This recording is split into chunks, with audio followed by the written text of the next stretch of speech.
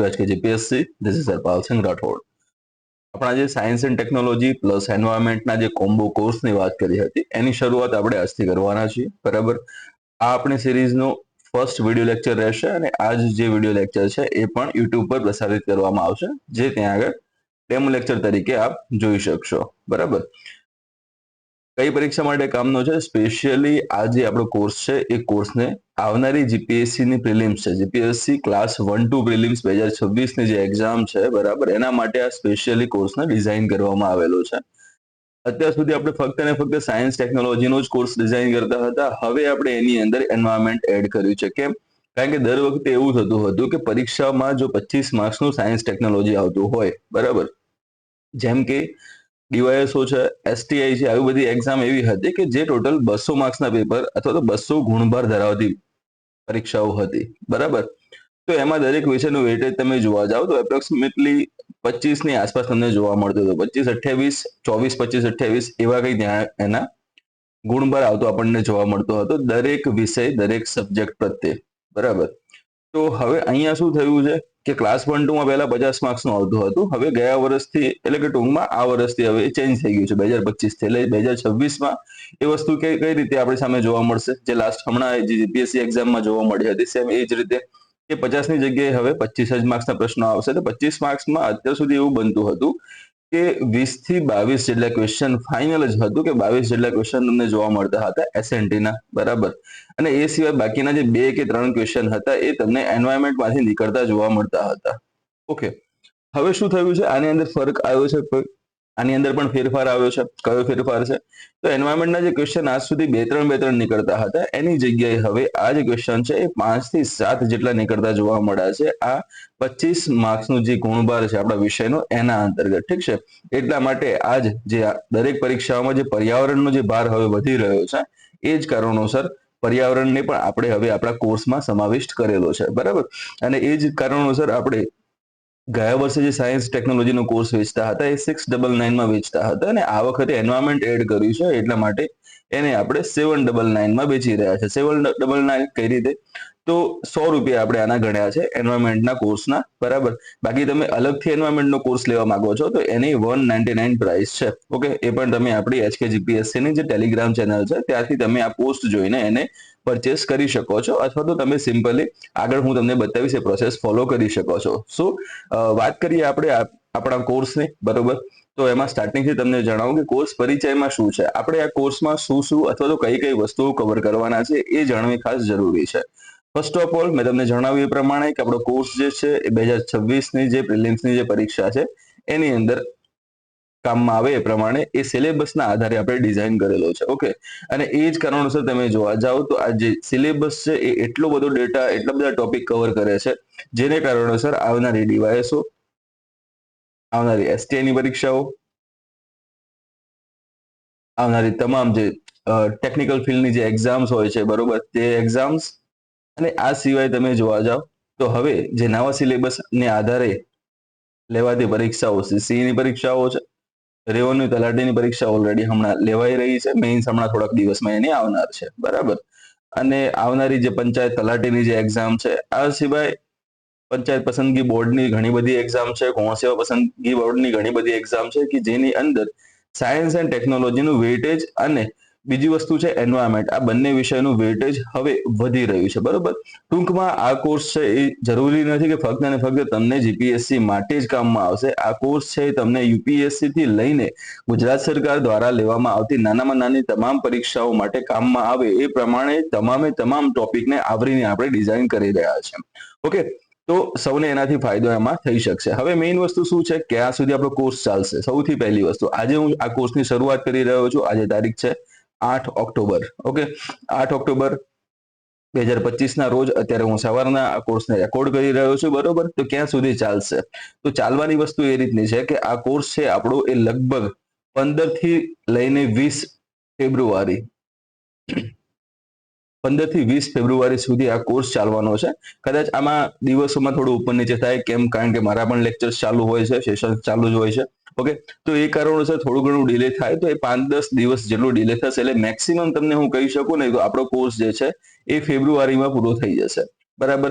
તમારી જે એક્ઝામ છે એ ચોથા કાં તો 5મા મહિનાની અંદર આવનાર છે. એટલે સીધી વસ્તુ કઈ રીતે છે કે 1-1.5 મહિના પહેલા આપણો આ કોર્સ છે સંપૂર્ણપણે પૂર્ણ થઈ જશે, જેથી કરીને તમે આવનારી એક્ઝામ્સ માટે, એટલે કે આવનારી એક્ઝામ આપણી જે મેઇન ફોકસ કરી રહ્યા છે જીપીએસસી પ્રિલિમ્સ 2026, એમાં તમે સરખી રીતે રિવિઝન કરીને બહુ સારું એવું પ્રદર્શન કરી શકશો. બરાબર. બીજી મહત્વની વસ્તુ, કેટલા કલાકનો સમયગાળો રહેશે, તો આનો આ જે કોર્સ છે એનો સમયગાળો તમે સિમ્પલી જોવા જાઓ તો 55 કલાકની આસપાસ રહેવાનો છે. બરોબર. લાસ્ટ જે આપણો કોર્સ હતો એ લગભગ 56 કે 58 કલાક જેટલો લંબાયેલો તમને જોવા મળતો હતો. બરોબર. એટલે ટૂંકમાં 54 થી 58 કલાકની આસપાસ આપણું સાયન્સ એન્ડ ટેકનોલોજી રહેવાનું છે. હું સ્પષ્ટતા અહીંયા કરી રહ્યો છું. સાયન્સ એન્ડ ટેકનોલોજી જે હતું એ 55 થી 58 કલાકનું રહેવાનું છે. બરાબર. અને આ સિવાય એન્વાયરમેન્ટ છે, એન્વાયરમેન્ટ પણ આની અંદર 20 થી લઈને 25 કલાક, બરાબર, 20-25 કલાકનું આની અંદર એન્વાયરમેન્ટ એડ હવે થયું છે. એટલે ટોટલ તમે ટાઈમિંગ જોવા જશો આના તો એ તમને કંઈક 70-80 કલાક જેવું જોવા મળશે. બરોબર. એટલે ટૂંકમાં આખો આપણો જે કોર્સ છે એ કોર્સ 70 થી 80 કલાકમાં પૂર્ણ થઈ જશે, જે આવનારી પરીક્ષામાં તમને ખૂબ જ વધારે ફાયદો અપાવશે. હવે એના પછી નેક્સ્ટ વસ્તુ જે જોવા જઈએ આપણે તો કઈ છે, તો કે મટીરિયલની વાત એની અંદર આવે છે. આપણે કોઈ પણ એવું ફિઝિકલ મટીરિયલ આપતા નથી. બરાબર. અહીંયા આગળ જે પણ લેક્ચર લેવાશે એ લેક્ચરની જે પીપીટી હશે એ પીપીટીને આપણે પીડીએફમાં કન્વર્ટ કરીએ છીએ અને પીડીએફ ડાયરેક્ટલી જે આપણે ટેલિગ્રામ ચેનલ હશે એમાં શેર કરી દેશું. બરોબર. આ પહેલી વસ્તુ થઈ. સેકન્ડ વસ્તુ કઈ છે કે એ સિવાય તમે જોવા જાઓ તો એ પીડીએફ છે, એના સિવાયના બીજા જે પીવાયક્યુઝ છે એ પણ આપણે કવર કરેલા છે, એ પણ તમને આપણે ટેલિગ્રામ ચેનલમાં આપી દેશું. ઓકે. એના પછી જે મહત્વની વસ્તુ છે કે ઘણા બધા સ્ટુડન્ટ એવા હશે જે સાવ નવેસરથી તૈયારીની શરૂઆત કરી રહ્યા હશે, તો એમને નોટ્સ કઈ રીતે બનાવી એમને આઈડિયા નથી હોતું. હું તમને સજેસ્ટ કરીશ કે જે નોટ્સ તમે બનાવો છો, એટલે કે જે આપણું લેક્ચર લેવાઈ રહ્યું હોય એ વખતે કદાચ હું બોલી રહ્યો છું, બરાબર, તો એને તમે directly point to point note કરીને તમે એ પોતાની નોટ્સ બનાવી શકો છો. અને જો એ નથી બનાવી શકતા, સાવ નવા છો, તો એના માટે આપણે મોડલ નોટ્સનો પણ ઓપ્શન આપેલો છે. મોડલ નોટ્સ શું છે તો કે એ અગાઉ જે મારી જે બેચ હતી એની અંદર મારા જ એક વિદ્યાર્થી દ્વારા લખવામાં આવેલ નોટ્સ છે. બરાબર. એને આપણે અહીંયા આગળ મોડેલ નોટ્સ તરીકેના ફોટા જે હશે આપણે પ્રાઇવેટ ટેલિગ્રામ ચેનલની અંદર શેર કરવાના છે. બરાબર. જ્યાંથી તમે જોઈ શકશો કે આ રીતે નોટ્સ લખી શકાય છે. અને જો તમારી ઈચ્છા એવી હોય કે નોટ્સ નથી લખવી, મારે આ જ નોટ્સને ફોલો કરવી છે, તો આ નોટ્સ પણ બેસ્ટ જ છે, તમે એને ફોલો કરી શકો છો. બટ એ હમણાં જે લાસ્ટ બેચ હતી આપણી જીપીએસસી પ્રિલિમ્સ 2025, બરાબર, એ વખતે રેકોર્ડ કરેલો કોર્સ હતો, એ વખતે નોટ્સ લખવામાં આવેલી હતી, એટલા માટે હવે 1 વર્ષનો આખો સમયગાળો વચ્ચે આવી જશે.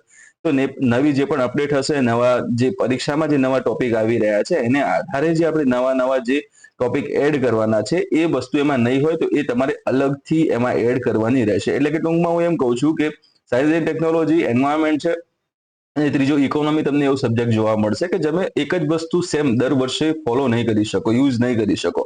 એમાં તમારે નાના મોટા ત્યાં આગળ અપડેટ કરવા પડશે, તો જ તમે અપડેટેડ મટીરિયલ સાથે સારું એવું રિવિઝન કરી શકશો અને આગળની પરીક્ષાઓમાં એના માટે તૈયારી કરી શકશો. બરાબર. તો નોટ્સ આ પ્રમાણે કંઈક રહેશે. ત્રીજી વસ્તુ એના પછી આપણે એક્સ્ટ્રામાં જોવા જઈએ તો લેક્ચર્સનું ફોર્મેટ કેવું રહેશે. ફોર્મેટમાં તમે હાલમાં જે જોઈ રહ્યા છો, કોર્નરમાં હું તમને જોવા મળતો હોઈશ. બરાબર. એટલે કોર્નરમાં હું તમને જોવા મળતો હોઈશ એ રીતે ને આ રીતે આખી સ્લાઇડ, આપણી જે સ્લાઇડ છે સ્ક્રીન ઉપર તમને દેખાતી હશે. બરાબર. ટોપિક જે આપણા ચાલતા હશે આ પ્રમાણે જ હું અહીંયા આગળ જે મારી પેન ટેપ છે એના મારફતે અહીંયા આગળ હું લખીને તમને બતાવીશ ને આગળ તેમ આ પ્રમાણે આપણી સ્લાઇડ રહેવાની છે. જે પણ જગ્યાએ જ્યાં આગળ પણ ફોટાની જરૂર પડી છે, ફોટાનો આપણે ઉપયોગ કરેલો છે. બરાબર. મેક્સિમમ તમે જોવા જશો તો આ જ રીતની આપણી બ્લેન્ક સ્લાઇડ રહેવાની છે. બરાબર. બ્લેન્ક સ્લાઇડ એટલે કે શું, એવું લખીને આપણે આવશે એને વાંચી જવાનું નથી. અહીંયા હું તમને કમ્પ્લીટલી જે સિસ્ટમ કઈ રીતે કામ કરે છે, કઈ પદ્ધતિ, કઈ ટેકનોલોજી, કઈ જગ્યાએ કયા પ્રકારે કામ કરે છે, બધી વસ્તુ અહીંયા તમને હેન્ડ રિટન હું તમને સમજાવવાનો પ્રયત્ન કરીશ. અને જ્યાં એવી જરૂર પડે છે કે અતિશય ફેક્ટ્સ છે, બરાબર, એને સરખી રીતે તમારે યાદ કરાવવા પડશે, તો એના માટે કદાચ આપણે એકાદ બે સ્લાઇડ તમને એવી જોવા મળશે કે નાની મોટી ઇન્ફોગ્રાફિક ડિટેલ્સ એમાં જોવા મળે. બરાબર. ટૂંકમાં જે આપણે લખીને લઈને આવીએ છીએ સ્લાઇડ, એવી સ્લાઇડ્સ તમને અહીંયા આગળ જોવા મળશે નહીં. ઠીક. તો એ વસ્તુ આ લેક્ચર ફોર્મેટની આપણે વાત કરી લીધી. આના સિવાય તમે જોવા જાઓ તો સાઈડમાં તમે જુઓ છો વેલિડિટી, લાસ્ટ ઓપ્શન તમને જોવા મળે છે અહીંયા આગળ કે જીપીએસસી ક્લાસ 1 2026 ની જે પ્રિલિમ્સ છે એ પ્રિલિમ્સ પરીક્ષા સુધી આની વેલિડિટી રહેવાની છે, આવું ત્યાં લખેલું છે. પણ ડોન્ટ વરી, એમાં ચિંતા ન કરો. અત્યારે આપણે જે કોર્સ લોન્ચ કરી રહ્યા છે, હાલ જો તમે આ કોર્સને પરચેસ કરો છો 8 ઓક્ટોબર થી લઈને 15 ઓક્ટોબર સુધી, અથવા તો ચલો 15 ઓક્ટોબર પણ રહેવા દો, આ ઓક્ટોબરની અંદર તમે આ કોર્સને પરચેસ કરો છો તો એના માટે તમને કમ્પ્લીટલી 8 મહિનાની વેલિડિટી મળશે. બરાબર, એટલે 8 મહિના સુધી તમે કોર્સને યુઝ કરી શકશો. પછી આગળ જતા નવેમ્બરમાં તમે કોર્સને પરચેસ કરો છો તો એ વખતે તમને 6 કે 7 મહિનાની પછી વેલિડિટી મળશે. ડિસેમ્બરમાં તમે પરચેસ કરો છો તો ફક્ત 6 મહિનાની વેલિડિટી મળશે. ટૂંકમાં આગળ જતા સમય ઓછો થશે. બીજી વસ્તુ એ છે કે અત્યારે હાલમાં આ જે ભાવ આપણે રાખેલો છે 799, બરાબર, એમાં આગળ જતા ઘટાડો થશે કે નહીં? તો ના, આમાં ઘટાડો થશે નહીં. કઈ રીતે? કેમ? કારણ કે અત્યારે જોવા જઈએ માર્કેટમાં તમે જુઓ છો કે ઘણા બધા ફેકલ્ટીઝ, ઘણી બધી એકેડમી એવી છે જે 500-700 રૂપિયામાં એક વિષયના ત્યાં આગળ કોર્સ વેચતા હોય છે, ઓછામાં ઓછા ભાવે, બરાબર. હવે તમે એમ કહેશો કે મારી જોડે સાહેબ 200 રૂપિયામાં એક કોર્સ મળે છે, બરોબર, તો 200 રૂપિયામાં જે ફેકલ્ટી જે કામ આપે છે એ કામ પણ તમે જોઈ લેજો. ઓકે, અને એના આધારે નક્કી કરજો. બીજી વસ્તુ શું છે કે જે મારી જ બેચના અથવા મારા જૂના સ્ટુડન્ટ્સ હોય, બરાબર, એને તમે પૂછી લેજો. મારી નોટ્સ જે આપણે મૂકતા હોઈએ છીએ, આપણું જે કામ હોય છે, એ નોટ્સ તમે એ જે તે 200 વાળી ફેકલ્ટી જોડે તમે કમ્પેર કરી લેજો. એ 200 વાળી ફેકલ્ટી જે છે એનું મટીરિયલ કેટલા પેજનું છે? જેમ કે તમે જુઓ તો ઘણી બધી ફેકલ્ટી એવી છે જે 100 કે પછી 150 પેજની અંદર પોતાનો વિષય પૂરો કરી નાખે છે, બરોબર. જ્યારે અહીંયા તમે જોવા જાઓ તો આપણો જે કોર્સ છે એ ઓછામાં ઓછા 300 પેજનું તો થવાનું જ છે ભાઈ, બરાબર. એટલે નાની એવી નોટબુક જેવો જ, નાની એવી બુક જેવો જ આપણો આ કોર્સનું મટીરિયલ તમારા હાથે એ બનવાનું છે. ઓકે, તો 300 પેજની તો પૂરેપૂરી તૈયારી આમાં રાખવી, બરાબર. આપણે અહીંયા રમત કરવા બેઠા નથી અને હું પણ અહીંયા રમત કરવા બેઠો નથી. તમારા 799 રૂપિયા મેં લીધા છે તો હું એની પાઈ ચૂકવવાનો પ્રયત્ન અહીંયાથી કરવાનો છે, બરોબર. એટલે કે આ 300 પેજ છે, આનાથી પ્લસ થઈ શકશે, આનાથી માઇનસ તો ત્યાં થવાના જ નથી, એ કન્ફર્મ જ છે, બરાબર.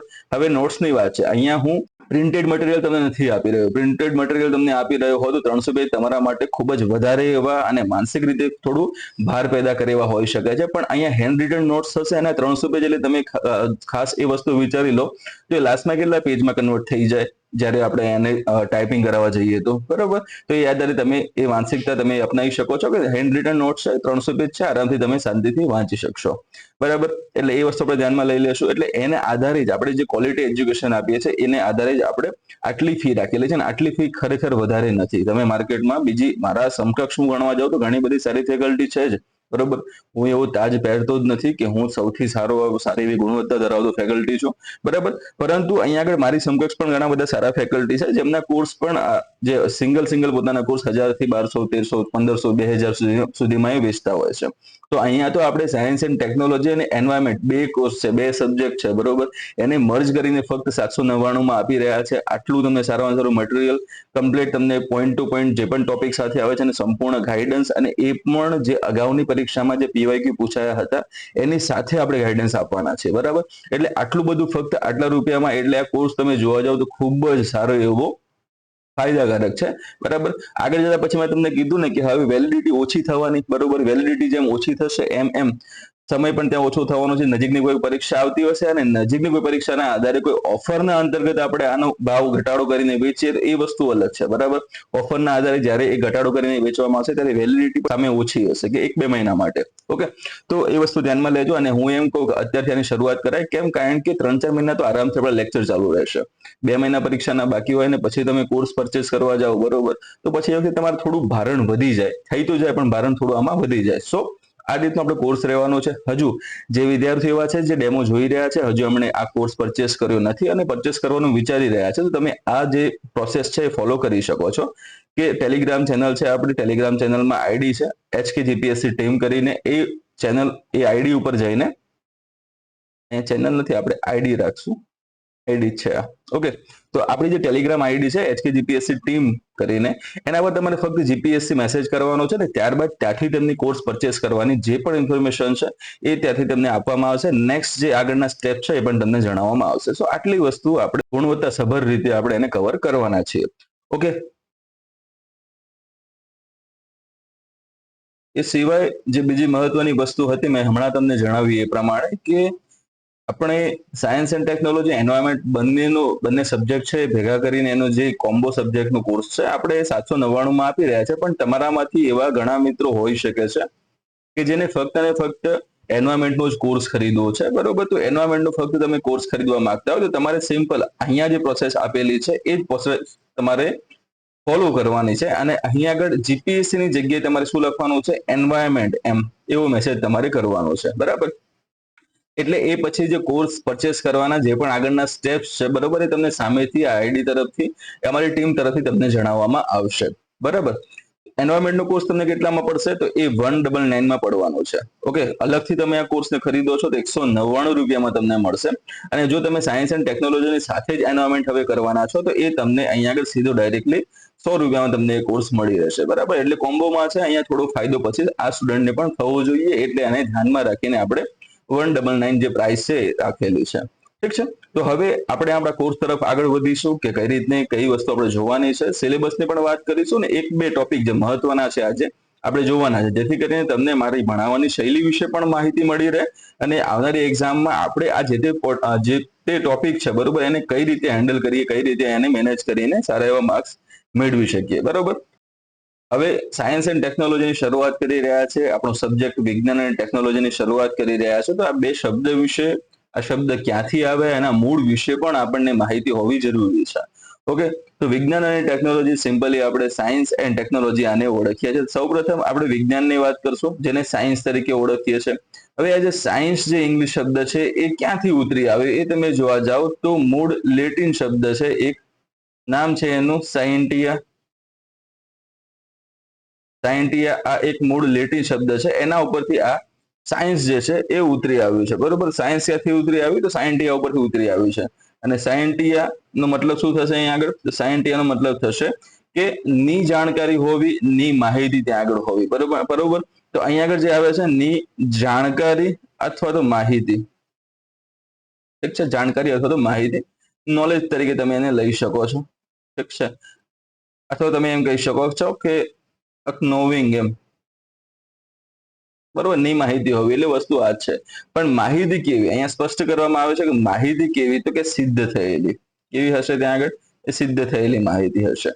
ઓકે, તો સાયન્ટિયા ઉપરથી સાયન્સ આવ્યો, સાયન્સનું આપણે ગુજરાતી કર્યું છે વિજ્ઞાન. હવે અહીંયા આગળ શું હતું, મેં તમને વાત કરી એ પ્રમાણે કે આપણને કોઈ પણ વસ્તુની જાણકારી હશે, કોઈ પણ વસ્તુનું જ્ઞાન હશે. બરોબર, તો એ જ્ઞાન હશે એને આધારે આપણે એ જે પણ વસ્તુ આપણા હાથમાં હશે, જે પણ આપણા મગજમાં એ વિચાર ચાલતો હશે, એ જ્ઞાનને આપણે વ્યવહારુ ઉપયોગમાં લાવવાનો છે. એટલે સૌ પ્રથમ આ જે જ્ઞાન છે એને વિવિધ પ્રયોગોમાંથી આપણે પસાર કરીશું. તો શું કરશું? એને એ જે પણ માહિતી છે, જે પણ વિચાર છે એના પર આપણે કામ કરશું, એના પર પ્રયોગો કરશું. પ્રયોગો જે થઈ રહ્યા છે એ પ્રયોગોની દરમિયાન અને એના પછી આપણે એના શું કરશું? એના અવલોકન જે લીધેલા હશે તે, અને છેલ્લે જે અવલોકન મળ્યા હશે એ અવલોકનને આધારે નોંધ તૈયાર કરશું, અવલોકન નોંધ આપણે બનાવશું. બરાબર, કદાચ આ વસ્તુ તમે 8, 9, 10 માં કરી હશે. જો સાયન્સ બેકગ્રાઉન્ડ તમે ધરાવો છો તો 11, 12 ને એના પછી ગ્રેજ્યુએશન, પોસ્ટ ગ્રેજ્યુએશનમાં પણ તમે આ વસ્તુનો અનુભવ કર્યો હશે કે તમારી સામે કોઈ પણ વસ્તુ હશે, તમે એના પર પ્રેક્ટિકલ કરી રહ્યા છો. પ્રેક્ટિકલને આધારે તમે ત્યાં આગળ અવલોકન ઉપર જવાના છો. બરોબર, અવલોકનને નીચે ત્યાં આગળ અવલોકન નોંધ લખેલી હશે કે અમે આ પ્રક્રિયા કરી તો એની અંદર અમને આ વસ્તુ જોવા મળી છે, અથવા તો આ નવી વસ્તુ શોધાથી આપણને જોવા મળે છે. ઓકે, તો એ વસ્તુ શું હશે? અવલોકન નોંધ આવે છે. ઓકે, અને એના પછી તમને લાસ્ટમાં જોવા મળે છે એ છે એનું તારણ.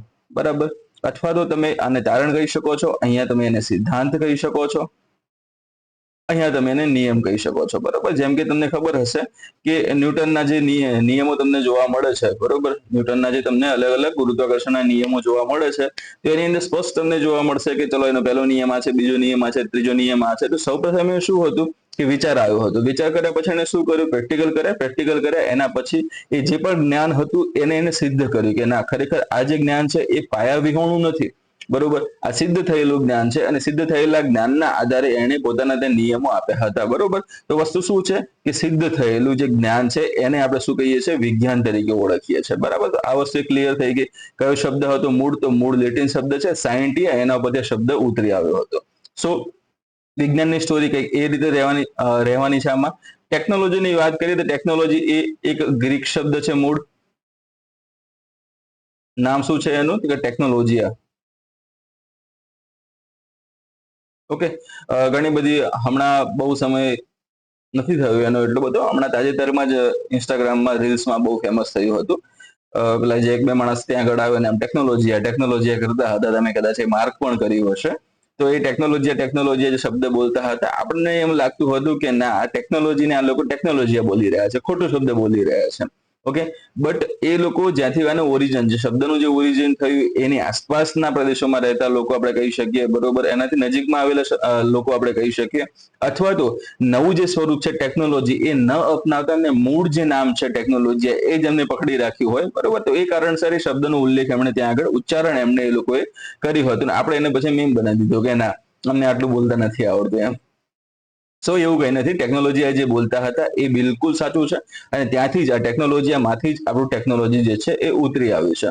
હવે ટેકનોલોજીયા ગ્રીક શબ્દ તરીકે આપણે એને ઓળખ્યું. ગ્રીક શબ્દમાં ગ્રીક ત્યાં આગળ જે ગ્રીકો જે છે એ ટેકનોલોજીયાને કઈ રીતે જોતા હતા, ટેકનોલોજીયાનો મતલબ શું હતો એની વાત કરીએ અહીં આગળ. તો જે ટેકનોલોજીયા છે એનો મતલબ શું હતો એ વખતે, તો એ વખતે તમને જોવા મળે છે કે વ્યવહારિક હેતુઓ માટે, હેતુઓ અથવા તમે એને કહી શકો છો કે ઉપયોગો માટે વિજ્ઞાનનો ઉપયોગ, બરોબર, એને આપણે શું કહેશું, ટેકનોલોજી તરીકે ઓળખશું. હવે કદાચ આ બે લાઈન તમને સમજાઈ નહીં હોય, હું એને તમને ફરીથી સમજાવવાનો પ્રયત્ન કરીશ કે વ્યવહારિક હેતુઓ અથવા તો ઉપયોગો, જેમ કે આજે આપણે કોઈ પણ એક જગ્યાએથી બીજી જગ્યાએ જવું હોય તો વાહનનો આપણે ઉપયોગ કરીએ છીએ. તો વાહનમાં જે છે એમાં પણ એન્જિન આવેલું છે, બરોબર, એની અંદર પણ અલગ અલગ પાર્ટ્સ આવેલા છે જે પોતાનું કામ પરફેક્ટલી કરે છે. ઓકે, તો એ વસ્તુ આવી ક્યાંથી? કંઈક તો કોઈ માણસે વિચાર કર્યો હશે, બરોબર. એ માણસે શું કર્યું, એ વિચાર જે છે એને સિદ્ધ કરવા માટે અલગ અલગ પ્રયોગો કર્યા અને છેલ્લે તારણ ઉપર આવ્યો, બરોબર. એટલે વસ્તુ જે મગજમાં વિચારોમાં હતી એ કાગળ ઉપર આવી અને કાગળ ઉપર આવી એના પછી પ્રયોગો થયા એટલે એ જમીન ઉપર આવતી આપણને જોવા મળી. ઠીક છે, અને લાસ્ટમાં આપણને શું જોવા મળ્યું, તો પહેલો આપણે જોડે હતો વિચાર, એ વિચારના ઉપર આપણે કાર્ય કર્યું, જ્ઞાનને સિદ્ધ કર્યું, બરોબર. સિદ્ધ કરીને શું બની ગયું, તો એ વિજ્ઞાન બની ગયું. હવે એ જે આપણને જ્ઞાન મળ્યું છે એ જ્ઞાનનો ઉપયોગ આપણે પોતાના વ્યવહારુ ઉપયોગ માટે, જે ડે બાય ડે જે પણ આપણે જે ક્રિયાઓ પ્રતિક્રિયાઓ કરીએ છીએ એમાં એ ક્રિયાઓ આસાન બનાવવા માટે આપણે એ જ્ઞાનનો ઉપયોગ કરીને કોઈ નવી વસ્તુ બનાવી, બરોબર. તો એ બનાવવાની જે આખી પ્રક્રિયા હતી, બરોબર, જે આખી થિયરી હતી એને આપણે શું કહેશું, એને આપણે ટેકનોલોજી તરીકે આપણે ઓળખશું, બરોબર. તો એ જે પ્રક્રિયા છે, એ જે થિયરી છે એને આપણે શું કહીશું, ટેકનોલોજી તરીકે ઓળખશું. અને આ જ વસ્તુ તમે ઘણી બધી વખત ચર્ચામાં અથવા ન્યૂઝમાં જોઈ હશે કે અમુક અમુક દેશ પાસેથી આપણે અમુક વસ્તુની અમુક પાર્ટ્સ માટેની ટેકનોલોજી ટ્રાન્સફર કરવાના છીએ. અથવા તમે હમણાં સાંભળ્યું હશે કે ઈસરોએ જે પોતાના જે SSLV ની વાત કરીએ, સ્મોલ સેટેલાઇટ લોન્ચ વ્હીકલ જેને કહેવામાં આવે છે, ગયા મહિનાની જ વાત છે, ગયો મહિનો ઇલેક્ટ્રોનમાં કહ્યું તો સપ્ટેમ્બર 2025 ની જ વાત છે. એ વખતે SSLV જે હતું, SSLV બનાવવાની જે આખી ટેકનોલોજી છે એ ઈસરોએ HAL ને ટ્રાન્સફર કરી છે, બરોબર. HAL તમને ખ્યાલ હશે એ પ્રમાણે કે હિન્દુસ્તાન એરોનોટિક લિમિટેડ તરીકે એને ઓળખવામાં આવે છે, તો એને ટ્રાન્સફર કરી. તો વસ્તુ શું હતી, ટેકનોલોજી ટ્રાન્સફરની પ્રક્રિયા ત્યાં આગળ હતી. સો એ માહિતી કઈ રીતે આ વસ્તુ બને છે અને કઈ રીતે એને ઉપયોગમાં લેવામાં આવશે, આ બધી વસ્તુ જે છે એને આપણે ટેકનોલોજી તરીકે ઓળખીએ છીએ. સો આશા રાખું કે તમને આ વસ્તુ સમજાઈ ચૂકી હશે, બરાબર. તો સાયન્સ એન્ડ ટેકનોલોજી એ વસ્તુ તમે ખાસ ધ્યાનમાં લેજો. વિજ્ઞાન છે, સાયન્સ એ સાયન્ટિયા, લેટિન સાયન્ટિયા ઉપરથી ઉતરી આવ્યો છે. ત્યારે ટેકનોલોજી છે એ ગ્રીક શબ્દ ટેકનોલોજીયામાંથી ઉતરી આવેલો આપણને જોવા મળે છે. હવે અહીંયા જે વાત કરતા હતા, અલગ અલગ વિચારોની વાત કરી હતી, એ અલગ અલગ વિચારોના આધારે એ અલગ અલગ આપણે જ્ઞાનની પણ વાત કરી કે ચલો અહીંયાથી આ જ્ઞાન મળ્યું, અહીંયાથી આ ટેકનોલોજી વિકસી. તો જે મહત્વની જે ટેકનોલોજીસ છે, બરોબર, આપણી જે આવનારી જે એક્ઝામ્સ છે, જેમ કે આવનારી આપણે UPSC ની એક્ઝામ જેને આપણે ફોકસ કરી રહ્યા છે, GPSC ની એક્ઝામ જેને આપણે ફોકસ કરી રહ્યા છે, આવનારી CC ની એક્ઝામ છે, આવનારી પોલીસની એક્ઝામ છે, કે પછી એના સિવાય ETC એટલે કે એટસેટ્રા તમામે તમામ પરીક્ષાઓ, હવે એવી કોઈ પરીક્ષા લગભગ બાકી નથી રહી કે જેની અંદર સાયન્સ એન્ડ ટેકનોલોજી અને એન્વાયરમેન્ટ ન હોય, બરોબર. એટલે તમામ પરીક્ષાઓ માટે આ વસ્તુ ઉપયોગી તમારી રહેવાની છે. તો એ વસ્તુ ઉપયોગી જે રહે છે એમાં ટેકનોલોજી કઈ ગઈ છે. તો હવે એ વસ્તુમાં શું થશે કે અલગ અલગ પરીક્ષાઓ છે એ પ્રમાણે સિલેબસ નાનું મોટું થતું તમને જોવા મળશે. જરૂરી નથી કે GPSC ના જે 8 ટોપિક છે એ 8 ટોપિક વાળું જે આ સિલેબસ છે એ જ બધી જ અહીંયા જે મેં મેન્શન કરી કે CC છે, પોલીસ છે, બધી પરીક્ષામાં સેમ એ જ સિલેબસ, ના. એમાંથી 8 ટોપિકમાંથી કદાચ CC પોલીસની અંદર 4 કે 5 પણ હોઈ શકે. ઓકે, 2-3 ટોપિક તમારે ત્યાં અડવાઈ ના પડે એવું પણ હોઈ શકે.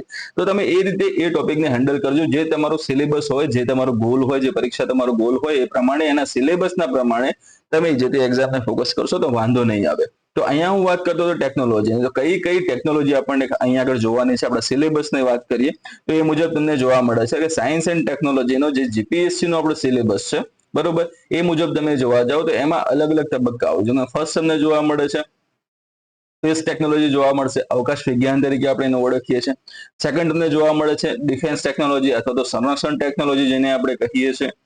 દેન એના પછી જે આવે છે એ છે ન્યુક્લિયર ટેકનોલોજી, જેને ગુજરાતીમાં આપણે પરમાણુ ટેકનોલોજી તરીકે ઓળખીએ. ઓકે, એના પછી એનર્જી સેક્ટર આવે છે, ઉર્જા ક્ષેત્ર છે, એની પણ આપણે ચર્ચા અહીંયા આગળ કરવાના છે. ઉર્જાની અંદર પણ તમને ખબર હશે એ પ્રમાણે કે રિન્યુએબલ, નોન રિન્યુએબલ એ બંને પ્રકારો, અને જે રિન્યુએબલ છે એને મેળવવા માટેની જે ટેકનોલોજીસ છે એની વાત આપણે અહીંયા કરીશું. નેક્સ્ટ છે nano technology, biotechnology, ICT, information and communication technology તરીકે આપણે એને ઓળખીએ છીએ. દેન એના પછી ભારતમાં વિજ્ઞાન અને ટેકનોલોજી, અહીંયા જે વાત કરી છે ને, આજે ટોપિક અમે મૂક્યો છે, એમાં વસ્તુ આપણે કઈ જોવાના છે તો ભારતની અંદર સાયન્સ એન્ડ ટેકનોલોજીનો જે વ્યક્તિઓએ વિકાસ કર્યો અને વિકાસ કરતા એમણે કોઈ પણ ગ્રંથ લખ્યા હોય, કોઈ પણ નિયમો આપ્યા હોય, કોઈ પોતાની બુક લખી હોય, બરોબર, આ બધી વસ્તુ ટૂંકમાં ભારતમાં સાયન્સ એન્ડ ટેકનોલોજી સાથે સંકળાયેલા જે વ્યક્તિ વિશેષ છે તે આવી જશે. એમના દ્વારા રચનાઓ જે કરવામાં આવી છે એ રચનાઓ પણ આવી જશે, બરાબર, અને એમની સાથે સંકળાયેલા કોઈ પુરસ્કારો છે, એવોર્ડ છે, કોઈ મહત્વના દિવસો છે, ટૂંકમાં રોજિંદા જીવન સાથે સંકળાયેલું જે પણ સામાન્ય વિજ્ઞાન છે, નાની મોટી વસ્તુ છે, બધું જ આપણે આ ટોપિકની અંદર કવર કરવાના છે. ઓકે, અને એના પછી જે લાસ્ટ વાળો જે ટોપિક છે આપણો એ છે એન્વાયરમેન્ટ, આપણું પર્યાવરણ. તો એને પણ હવે આપણે આ કોર્સમાં એડ કરેલું છે. તો છેલ્લે આપણે એ એન્વાયરમેન્ટને પણ કવર કરવાનો પ્રયત્ન કરીશું, બરોબર. છેલ્લે એટલે વસ્તુમાં કેવી છે કે ફક્ત સાયન્સ ટેકનોલોજી પહેલા ચાલશે ને એના પછી એન્વાયરમેન્ટ આવશે એવું નથી. અહીંયા આગળ આ બંને વસ્તુ હું પેરેલલ ત્યાં આગળ ચલાવવાનો પ્રયત્ન કરીશ કે એક બે જે વિડીયો છે એ સાયન્સ એન્ડ ટેકનોલોજી ના આવે, બરોબર, તો જોડે જોડે એકાદ બે વિડીયો ત્યાં આગળ પર્યાવરણના, એન્વાયરમેન્ટના પણ આવે એવું હું પ્રયત્ન કરીશ, બરોબર. તો જેથી કરીને એન્વાયરમેન્ટ પણ સાઈડમાં ચાલતું રહે અને સાયન્સ એન્ડ ટેકનોલોજી પણ જોડે જોડે ચાલતું રહે, એટલે તમારા ઉપર વધારે કોઈ એવું ભારણ ત્યાં આગળ ન આવી જાય. સાયન્સ ટેકનોલોજી હજુ થયું નથી અને પછી એન્વાયરમેન્ટ આવશે, એ ક્યારે થશે? તો બંને વસ્તુ તમે સાથે કરશો તો ઇઝીલી તમારું સિલેબસ છે એ કવર થઈ જશે. ઠીક છે, તો હવે સિલેબસની વાત કરતા હતા, અવકાશ ટેકનોલોજી, સંરક્ષણ, ડિફેન્સ ને બધી વસ્તુ, તો થોડી ઘણી એના વિશે પણ આપણે માહિતી મેળવી લઈએ, બરોબર. ઘણા બધા વિદ્યાર્થીઓ એવા હશે કે જે સાવ નવા છે, તો જે સાવ નવા છે એના વિશે હું જે સિલેબસ છે એ સિલેબસને બ્રેકડાઉન કરી રહ્યો છું કે આપણે કયા કયા ટોપિક જોવાના છે એમ, બરોબર.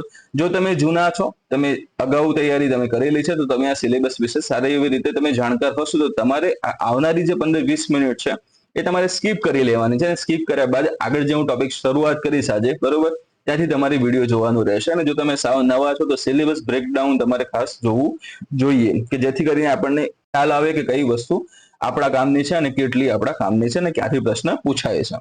ઓકે, તો ફર્સ્ટ આપણે જોવા જઈશું એ છે આપણું સ્પેસ ટેકનોલોજી. સ્પેસ ટેકનોલોજી તમને જોવા મળે છે, બરોબર. વિજ્ઞાન અને ટેકનોલોજીમાં સ્પેસ ટેકનોલોજીનું બહુ જ્યારે ત્યારે ગોલ્ડન પીરિયડ હતો આપણે એમ કહી શકીએ, બરાબર. તો સ્પેસ ટેકનોલોજીમાં તમે ફર્સ્ટ એમાં જોવા જાઓ તો અલગ અલગ તબક્કાઓમાં જે મહત્વની સંસ્થાઓ આવે છે એમાં સૌથી મોટું નામ જે ઉભરીને આવે છે એ કયું છે તો ઈસરોનું આપણને જોવા મળે છે. ઓકે, ઈસરો છે, ઈસરોના અંતર્ગત અન્ય ઘણી બધી સંસ્થાઓ આપણને જોવા મળે છે જે ઈસરો દ્વારા જ એનું સંચાલન કરવામાં આવે છે અને ઈસરોના હાથ, પગ, કાન, નાક એ રીતે કામ કરતી જોવા મળે છે. ઓકે, તો સ્પેસમાં આપણે ખાસ મહત્વની વસ્તુ પહેલા કઈ જોવાના છે તો સ્પેસ છે એની હિસ્ટ્રી ત્યાં આગળ જોઈશું કે ક્યાંથી એની શરૂઆત થઈ. સૌ જાણે છે એ પ્રમાણે કે વિક્રમ સારાભાઈ જે છે એમને બહુ મહત્વનો રોલ રહેલો છે આની અંદર. ઓકે, તો વિક્રમ સારાભાઈ છે કઈ કઈ પ્રક્રિયાઓ ત્યાં આગળ થઈ હતી, કઈ કઈ પ્રોસેસમાંથી પાર થઈને આપણો જે અંતરિક્ષ કાર્યક્રમ છે, જે અવકાશ કાર્યક્રમ છે એ અસ્તિત્વમાં આવ્યો હતો, બરોબર. કઈ સમસ્યાઓ નડી હતી, એના માટે જે પસંદગી કરવા માટેનું જે સ્થાન હતું, બરોબર, એ ચૂઝ કરવામાં આવી. આ બધી વસ્તુનો સમાવેશ આપણે એની ઈસરોની હિસ્ટ્રીમાં ત્યાં આગળ થશે અથવા તો ઇન્ડિયન સ્પેસ સાયન્સ છે, સ્પેસ ટેકનોલોજી છે એની અંદર એનો સમાવેશ થશે. જેને એના પછી બીજી મહત્વની વસ્તુ આવે છે કે એ હિસ્ટ્રી થઈ ગઈ, આપણે આગળ વધ્યા પછી આપણને શું મળ્યું તો ટેકનોલોજી આપણે પોતાની વિકસાવી અથવા તો અન્ય દેશ પાસેથી આપણે મેળવી. એને આધારે આપણે સૌપ્રથમ સેટેલાઇટ બનાવતા થયા, એના પછી આપણે લોન્ચિંગ વ્હીકલ બનાવતા થયા. લોન્ચિંગ વ્હીકલની વાત આવે તો કયા કયા લોન્ચિંગ વ્હીકલ તો સૌપ્રથમ તમને જોવા મળે છે SLV આવશે ત્યાં આગળ, બરોબર. ધેન એના પછી SLV-3 આવતું જોવા મળે છે. એના પછી PSLV આવતું જોવા મળે છે, બરોબર. પોલર સેટેલાઇટ લોન્ચ વ્હીકલ તરીકે આપણે એને ઓળખીએ છીએ.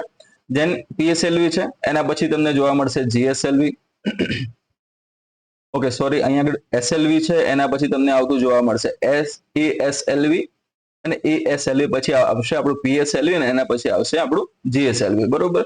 તો આ ચાર એ સારા એવા અને નામચીન આપણા રોકેટ લોન્ચર્સ છે, બરાબર. આ તમારે ધ્યાનમાં લેવાનું છે. હવે એના પછી બીજું શું નવી ટેકનોલોજી આવી છે, તો નવી ટેકનોલોજી છે તો એનો ઉપયોગ કરીને આપણે હવે નવું કંઈક વસ્તુ વિકસાવવાનો પ્રયત્ન કર્યો છે, જે વારંવાર ઉપયોગમાં લેવા છતાં પણ આપણને કોસ્ટ ઇફેક્ટિવ ત્યાં આગળ ન રહે. બરોબર, એટલે કઈ રીતે કે વધારે ખર્ચાળ ન રહે, વધારે સમય ન બગાડે, એ માટે આપણે રીયુઝેબલ લોન્ચ વ્હીકલનો યુઝ કરવાનો અથવા તો એના પરીક્ષણ કરવાના શરૂ કર્યા છે. બરોબર, તો હમણાં જ એના પરીક્ષણો પૂર્ણ થયા છે. લાસ્ટમાં પુષ્પક જે હતું એનું ત્યાં પરીક્ષણ થયું હતું, આપણને જોવા મળ્યું હતું. તો એ બધી વસ્તુનું આપણે સરખી રીતે અહીંયા આગળ કવર કરીશું. ઓકે, સાઉન્ડિંગ રોકેટ્સ પણ તમને જોવા મળે છે.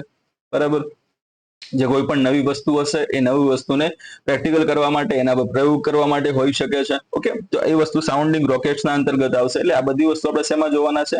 લોન્ચિંગ વ્હીકલમાં જોવાના છે. હવે આનો ઉપયોગ કરીને આપણે આનો ઉપયોગ આપણે કયા ક્ષેત્રમાં કરશું? બરોબર, તો સેટેલાઇટને લોન્ચ કરવા માટે આનો ઉપયોગ કરવાના છે. તો પછી સેટેલાઇટને લોન્ચ કરવાની વાત આવે છે તો સેટેલાઇટના પછી પ્રકારો પણ મહત્વનો ભાગ એમાં ભજવે છે. બરાબર, તો સેટેલાઇટ છે એના પ્રકારો આવશે અલગ અલગ, અને પ્રકારોને આધારે એના ઉપર જે કાર્યક્રમો થયા છે તે આવશે. જેમ કે તમને ખબર હશે કે અમુક સેટેલાઇટ છે એને આપણે કોમ્યુનિકેશન સેટેલાઇટ તરીકે ઓળખીએ છીએ. કોમ્યુનિકેશન એટલે કે સંચાર. આપણે એક જગ્યાએથી બીજી જગ્યાએ જે ફોન કરીએ છીએ, જે માધ્યમથી ત્યાં આગળ ફોન કરવા જઈ રહ્યા છે, તો વચ્ચે માધ્યમ કોણ બને છે? સેટેલાઇટ ત્યાં માધ્યમ બનતા જોવા મળે છે. તો સંચાર ટેકનોલોજી આવશે, એ પણ કોને આભારી છે? તો સેટેલાઇટને આભારી જોવા મળે છે. then એના પછી આપણે જોવા જઈએ તો હાલમાં આપણા ફોનમાં આપણે એક જગ્યાએથી બીજી જગ્યાએ જવું હોય તો જીપીએસ ઓન કરીને એ સ્થાન ઉપર પહોંચીએ છીએ.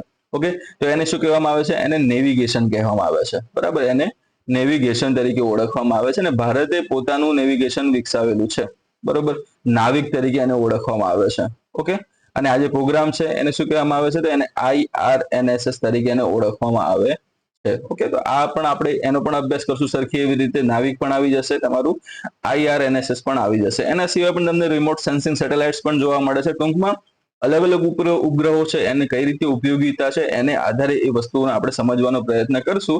then લાસ્ટમાં જે બીજી મહત્વની વસ્તુ આમાં કઈ આવશે તો એમાં તમને જોવા મળે છે એ છે કે આપણે જે ઉપગ્રહ મૂકી દીધા છે એ તો મિશનો આપણે કરવાના છે. શું હતા?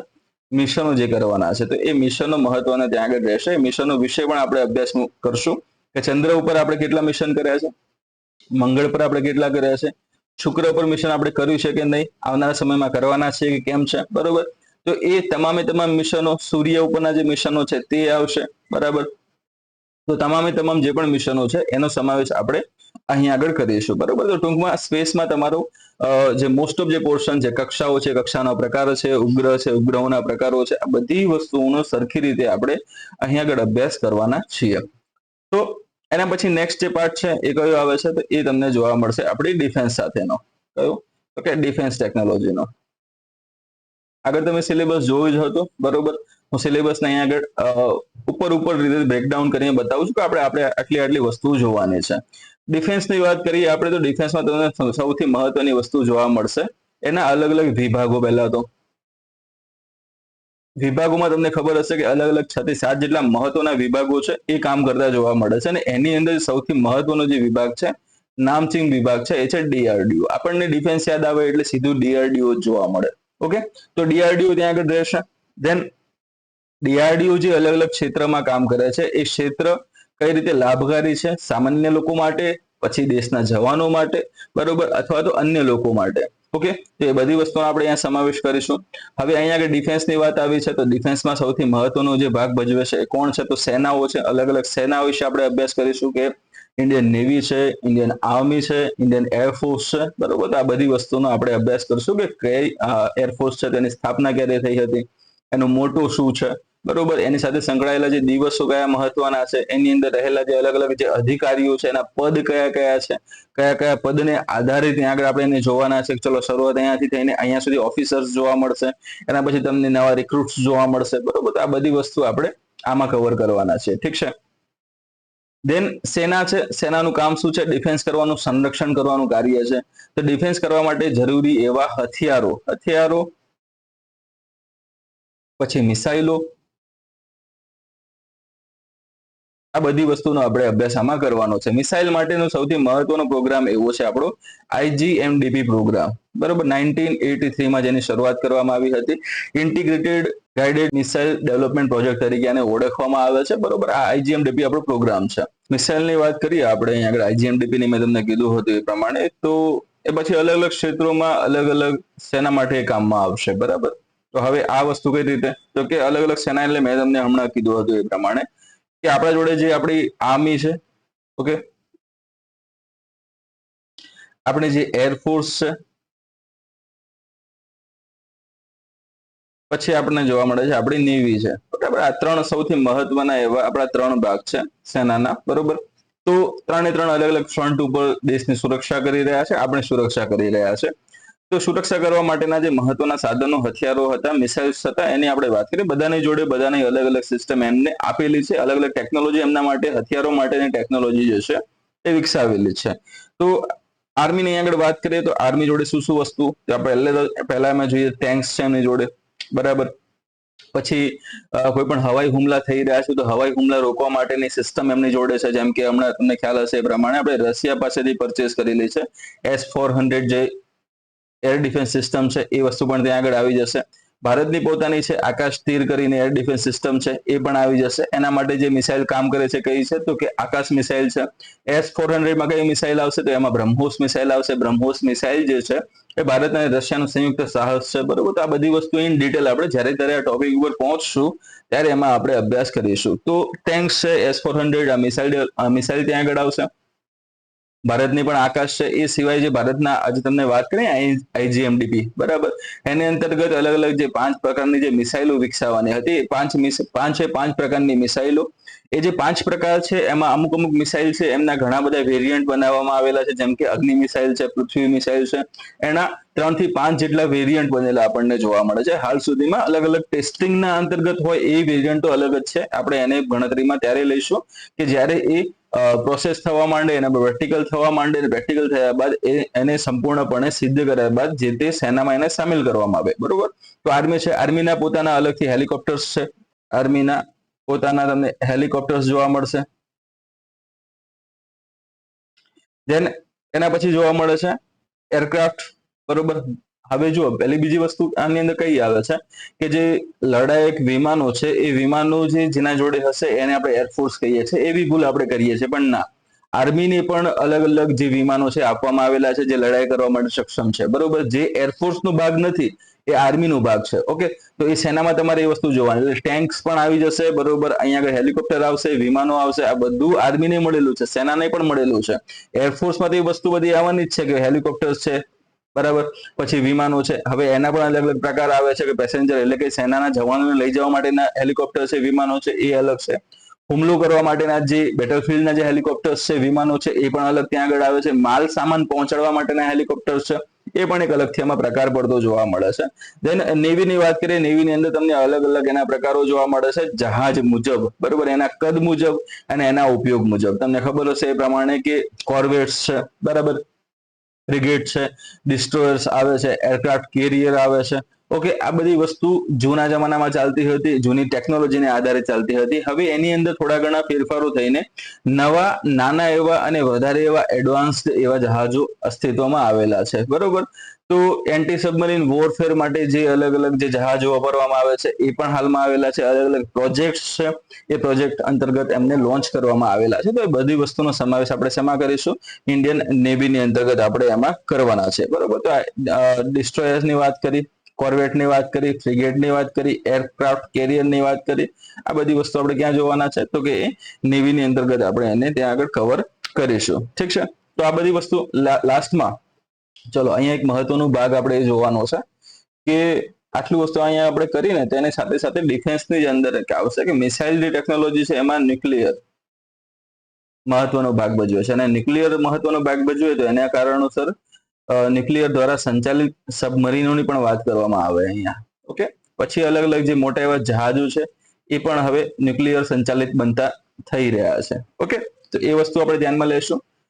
પરમાણુ પરીક્ષણો જે છે મહત્વના, એ પરીક્ષણને પણ આપણે ધ્યાનમાં લેશું. અને પરીક્ષણો જે લાદે એના પછી જે અલગ અલગ જે પ્રતિબંધો આવે છે, અલગ અલગ જે સંધિઓ જે થઈ હતી, બરોબર, એ બધી વસ્તુનો પણ સમાવેશ આપણે આ ડિફેન્સમાં કરવાના છે. અને એ સાથે જે મહત્વના યુદ્ધ જે છે, બરોબર, મહત્વના જે યુદ્ધ જે છે એનો પણ આપણે સમાવેશ અહીંયા કરીશું, બરોબર. અહીંયા કોઈ નાનો મોટો પોઈન્ટ ત્યાં રહી ગયો હોય તો એ આપણો જે જ્યારે ત્યારે ડિફેન્સ આપણે ભણીશું એની અંદર સંપૂર્ણપણે સ્ટેપ બાય સ્ટેપ આપણે એને કવર કરીશું.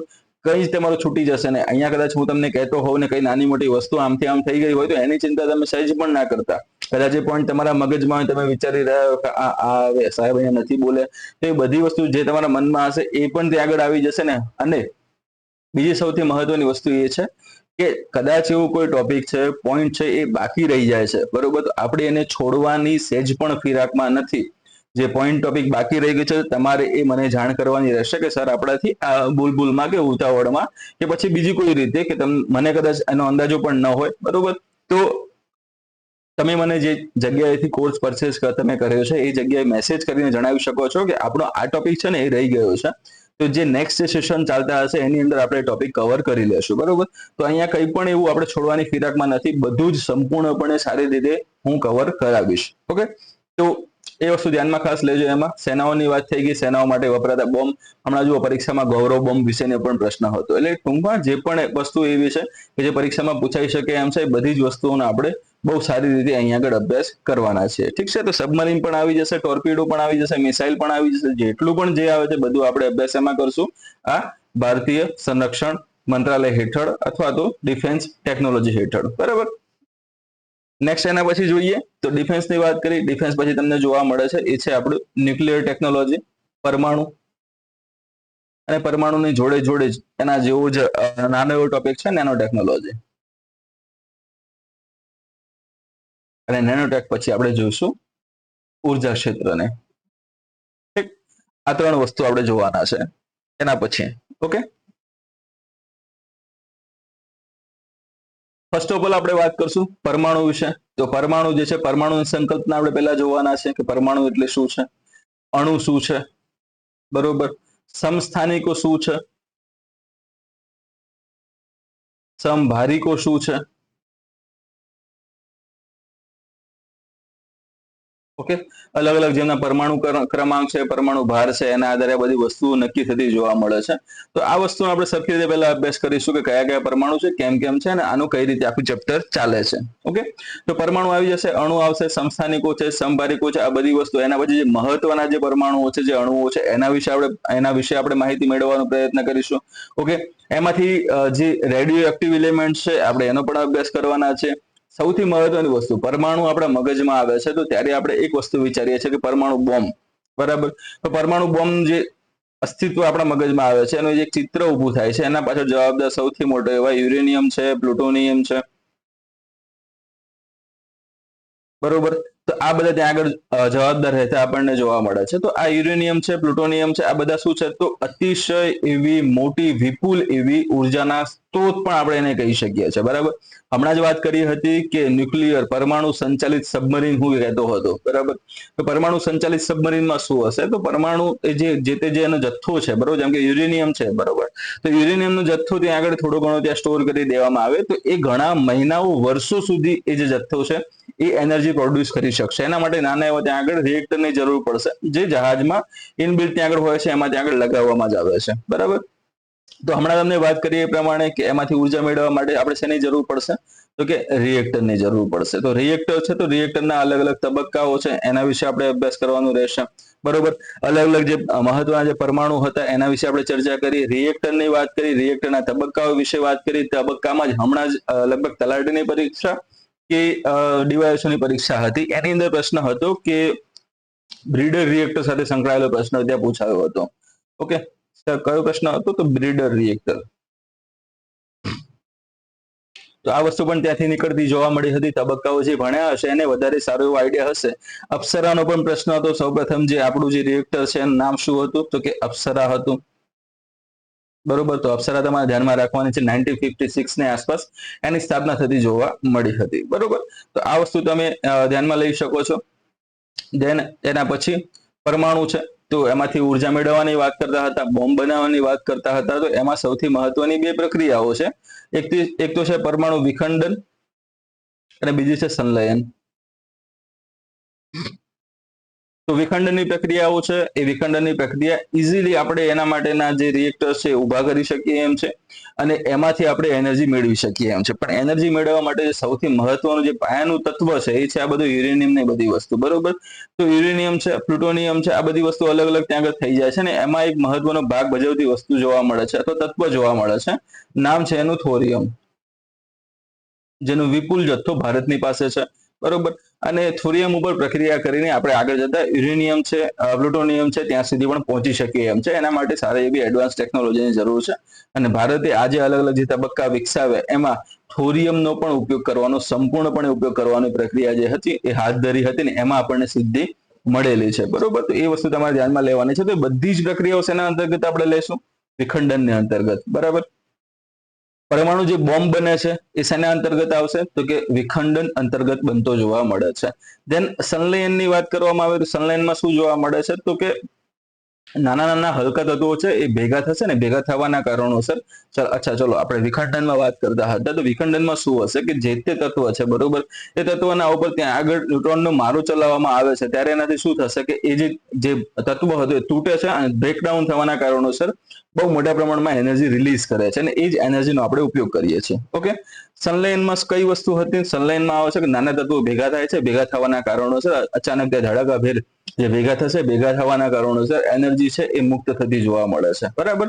તો એ સંલયન આવશે. સંલયનના ઉદાહરણો કયા છે? તો સૂર્ય જે છે, સૂર્યની ગરમી છે, તારાઓ ટમટમે છે, એના પાછળની જે જવાબદાર એનર્જી છે, આ બધી વસ્તુ કઈ પ્રક્રિયાના આધારે છે? તો સંલયનના આધારે છે.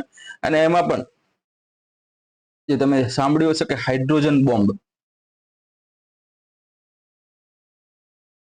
હાઇડ્રોજન બોમ્બ જે આવે છે, બરોબર, તો એનું નિર્માણ કઈ પ્રક્રિયાના આધારે થાય છે? તો કે આ જ સંલયનની પ્રક્રિયાના આધારે થતું આપણને જોવા મળે છે. એટલે પરમાણુ વિખંડન છે, પરમાણુ સંલયન છે, આ બધી વસ્તુ આવશે.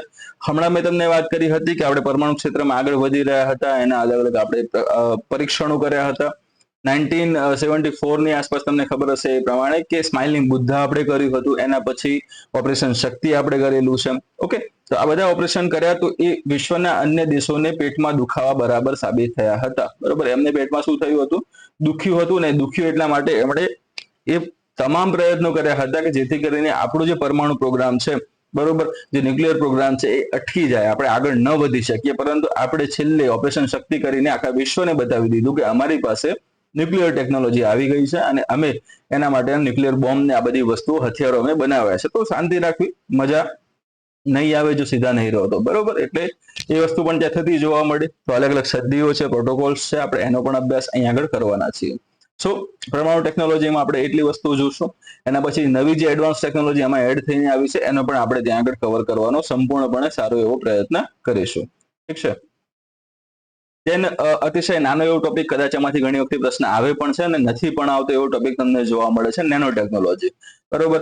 નેનો ટેકનોલોજી છે એનું વેઇટેજ જે તમે જોવા જાઓ પ્રિલિમ્સ કરતા મેઇન્સમાં વધારે જોવા મળે છે. કેમ? કારણ કે નેનો ટેકનોલોજી જે ઉપયોગમાં આવી રહી છે, અલગ અલગ જે આપણે જે માનવ સમાજ જે છે, બરોબર, માનવ સમાજના જે અલગ અલગ ક્ષેત્રોમાં જે કામ કરતા લોકો છે,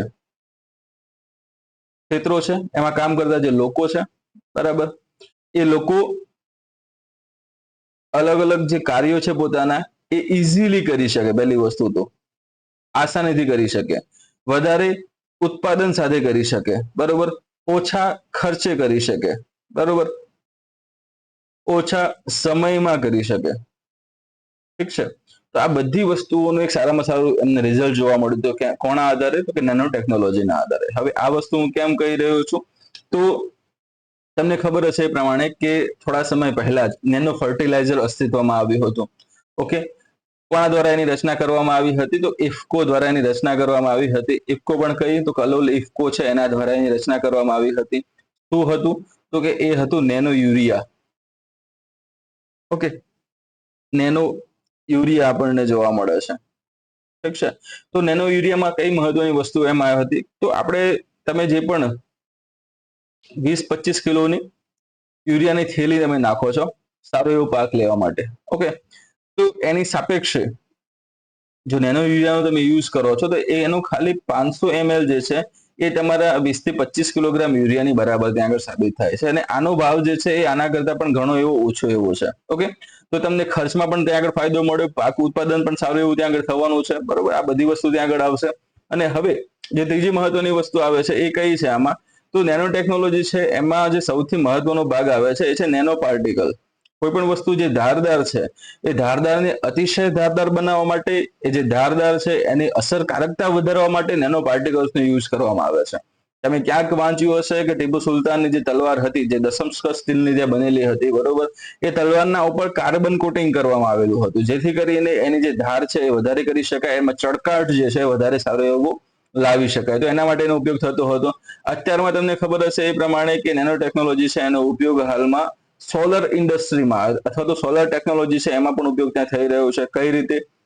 તો નેનો સેલ્સ એની અંદર ત્યાં આગળ લગાવવામાં આવશે. એ નેનો સેલ્સ છે એ અન્ય પરંપરાગત જે અત્યાર સુધી જે ચાલતા આવતા જે સેલ હતા, બરોબર, એ સેલ એટલે કે કયા હતા? તો ફોટોવોલ્ટેઇક સેલ આપણને જોવા મળતા હતા, એનું સ્થાન લેવાના છે અને સ્થાન લઈને સારા એવા પ્રમાણમાં એનર્જીને સ્ટોર કરી શકશે. બરાબર, તો એ વસ્તુ આપણે શેમાં જોશું? તો એ પણ અહીંયા આગળ સેમ નેનો ટેકનોલોજીના આધારે આવશે. ખેતીના ક્ષેત્રમાં પણ, કૃષિ ક્ષેત્રમાં પણ નેનો ટેકનોલોજી ખૂબ જ કારગર નીવડતી જોવા મળેલી છે. ઓકે, એ સિવાય નેનો ટેકનોલોજી બીજા કયા કયા ક્ષેત્રમાં કામ કરે છે? તો એના સિવાય પણ ઘણા બધા ક્ષેત્રો છે. જેમ કે આરોગ્યમાં પણ નેનો ટેકનોલોજી બહુ સારું એવું કામ હાલ આજકાલ કરી રહી છે. બરોબર, આરોગ્યમાં કઈ રીતે? તો કે રોગના નિદાનમાં પછી બીજી મહત્વની વસ્તુ આવે છે એની અંદર ટાર્ગેટેડ જે ડ્રગ ડિલિવરી છે, બરોબર, તો એના માટે પણ નેનો ટેકનોલોજી છે એના નેનો બોટ્સ વપરાતા જોવા મળે છે. બરોબર, અને નેનો એવા રોબોટ જે છે એ બનાવવામાં આવે છે જે ટાર્ગેટેડ ડ્રગ ડિલિવરી છે એના માટે ઉપયોગી ત્યાં સાબિત થયા છે. બરાબર, તો રોગોના નિદાનમાં ત્યાં આગળ આવશે. બરાબર, કઈ રીતે? તો કે એના માટે છે નેનો ડિટેક્ટર, એનો સેન્સર્સ છે. બરાબર, તો આ બધી વસ્તુનો ઉપયોગ શેમાં થશે? તો નિદાન માટે થશે. ધેન ફેસ માસ્ક છે, ફેસ માસ્ક જે છે એમાં પણ નેનો કોટિંગનો ઉપયોગ કરવામાં આવે છે. નેનો કોટિંગનો ઉપયોગ કરવામાં આવે છે જેથી કરીને અનિચ્છનીય જે પાર્ટિકલ્સ છે એમાં પ્રવેશી શકે નહીં. ઓકે,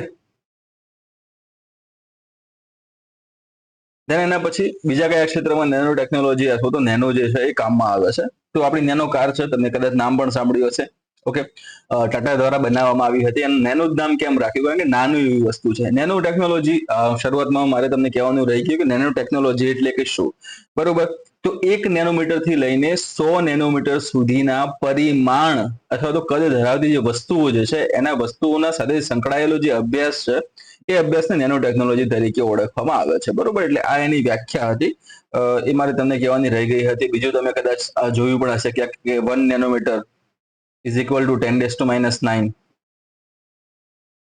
બરોબર, 10⁻⁹ મીટર ત્યાં આગળ જવાબ આવશે. એટલે ટૂંકમાં આપણે કહી શકીએ કે મીટરનો અબજમો ભાગ. બરોબર, મીટરના અબજમાં ભાગ તરીકે આપણે એને વર્ગીકૃત કરી શકીએ છીએ. તો આરોગ્ય માટે છે, ફેસ માસ્ક માટે છે, ઉર્જાની હમણાં તમને થોડી વાર પહેલા વાત કરી હતી કે જે સોલાર પેનલ જે છે એ પેનલને વધારે એડવાન્સ કરવા માટે, વધારે એનર્જી શોષવા માટે પણ અહીંયા એ કામ કરી શકે છે. કૃષિમાં આપણે જોયું હતું, કૃષિમાં કયા ક્ષેત્રે? તો કે નેનો યુરિયાની વાત આપણે કરી દીધી. ઓકે, પર્યાવરણ અને પાણી આમાં કયું કામ કરશે? તો નેનો ફિલ્ટર્સ આવે છે. બરોબર, નેનો ફિલ્ટર્સ શું કરે છે? તો તમે કોઈ પણ જે હવા છે, બરોબર, ઉદાહરણ તરીકે હું તમને વાત કરું કે પ્રદૂષિત વિસ્તારો જે હોય છે, પ્રદૂષિત વિસ્તારો પાછળ જવાબદાર ત્યાં આગળ રહેલી ઇન્ડસ્ટ્રીઝ હોય છે, કારખાના હોય છે. કારખાનામાંથી નીકળતો ધુમાડો એ સૌથી મોટું પ્રદૂષણનું કારણ બને છે. તો એ જે ધુમાડો હોય છે એ ધુમાડાની અંદર નાના મોટા અલગ અલગ ઘણા બધા પ્રદૂષિત કણો અથવા તો પ્રદૂષકો રહેલા છે. તો પ્રદૂષકોને શોષી લેવા માટે પણ અથવા તેને વાતાવરણમાં ન જવા માટે પણ આવા નેનો ફિલ્ટર્સનો યુઝ થતો જોવા મળે છે. બીજી કઈ જગ્યાએ આવે તો પાણી છે, અશુદ્ધ પાણી છે, અને શુદ્ધ કરવા માટે પણ નેનો ફિલ્ટર્સ છે એનો ઉપયોગ થાય છે. એટલે પર્યાવરણ અને પાણી એના માટે ત્યાં આગળ નેનો ફિલ્ટર છે એ બહુ સારું એવું કામ આજકાલ કરી રહ્યા છે.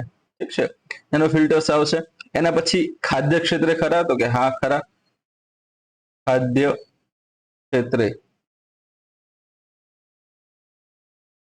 તો એમાં આવશે નેનો પાર્ટિકલ જે છે એનો ઉપયોગ કરવામાં આવે છે. શેના માટે? ફૂડ ફોર્ટિફિકેશન માટે, બરોબર, ફૂડ ફોર્ટિફિકેશન.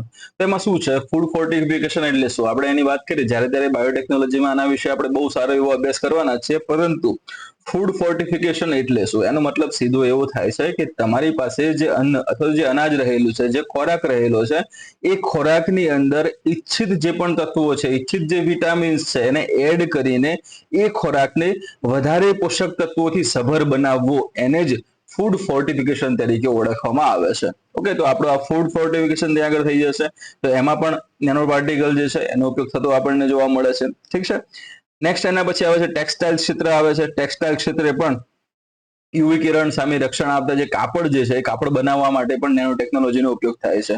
એટલે ટેક્સટાઇલ ક્ષેત્રે પણ બહુ સારું એવું કામ કરે છે. સંરક્ષણ ડિફેન્સ ટેકનોલોજીમાં પણ બહુ સારું એવું કાર્ય કરે છે. ડિફેન્સમાં કઈ રીતે? તો કે નેનો ટેકનોલોજી દ્વારા જે શસ્ત્રો બનાવવામાં આવશે ને, એ શસ્ત્રો હશે, પછી જે શૂટ એમના જે બનાવવામાં આવે છે, બરાબર, તો એ વજનમાં કેવા હશે? હલકા હશે, પરંતુ એની ગુણવત્તા, એની ટકાઉ ક્ષમતા, બરોબર, એની પ્રતિકાર ક્ષમતા સ્ટીલ કરતા પણ ઘણી વધારે એવી આપણને જોવા મળે છે. ઠીક છે. એટલે એના ગુણધર્મો એની અંદર ઠૂસીને ભરેલા છે, આપણે એમ પણ એમાં કહી શકીએ. તો સંરક્ષણમાં પણ એ બહુ સારું એવું ત્યાં કામગીરી કરી શકવા માટે સક્ષમ છે. અને એના પછી કોરોનામાં તમે નામ સાંભળ્યું હશે કે એ વખતે બહુ જ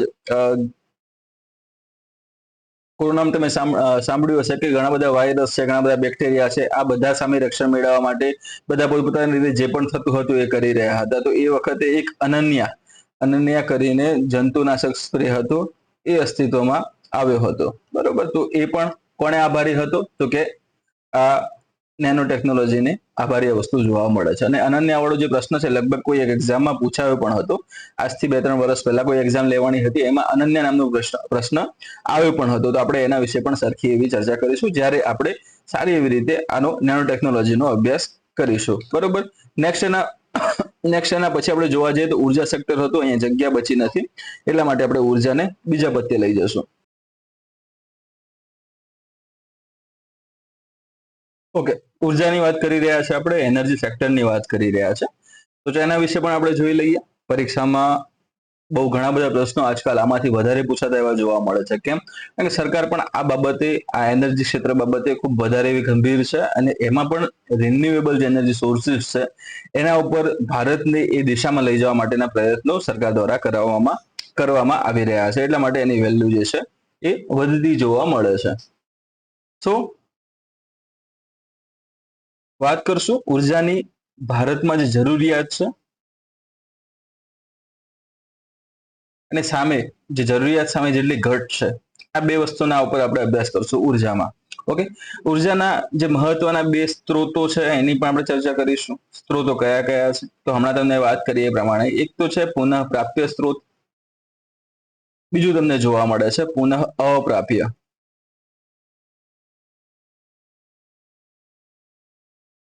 આ બે જે ઉર્જા સ્ત્રોતો છે એના બે અન્ય નામ પણ આપણે આપેલા છે, એના સિવાય પણ ઘણા બધા નામ છે એના.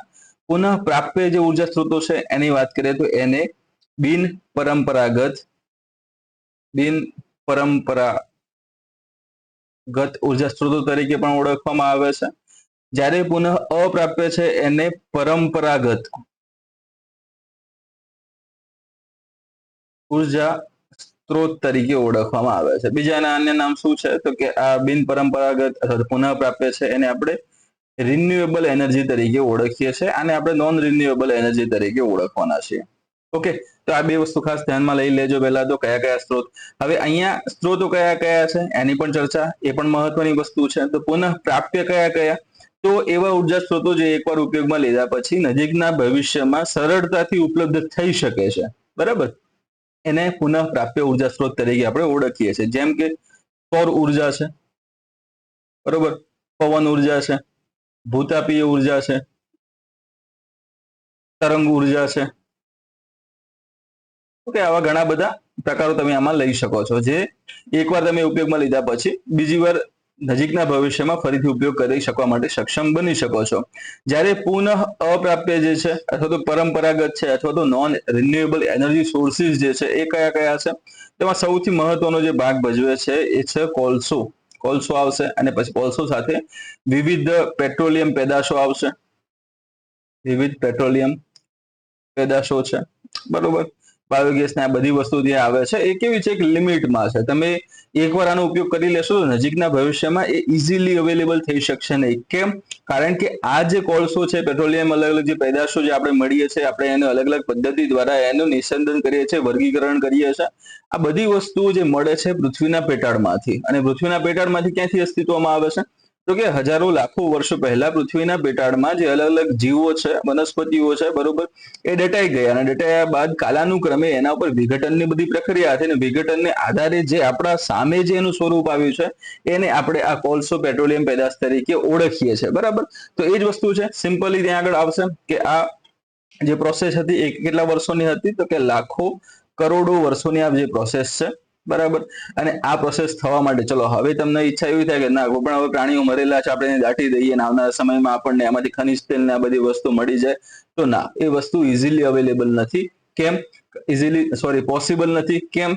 તો કે સીધી વસ્તુ છે, લાખો કરોડો વર્ષની પ્રક્રિયા થશે ત્યારે એ વસ્તુ મળશે, અને યોગ્ય તાપમાન એને મળી રહેવું જોઈએ, યોગ્ય એવું દબાણ મળશે ત્યારે આ વસ્તુ થશે, બરાબર.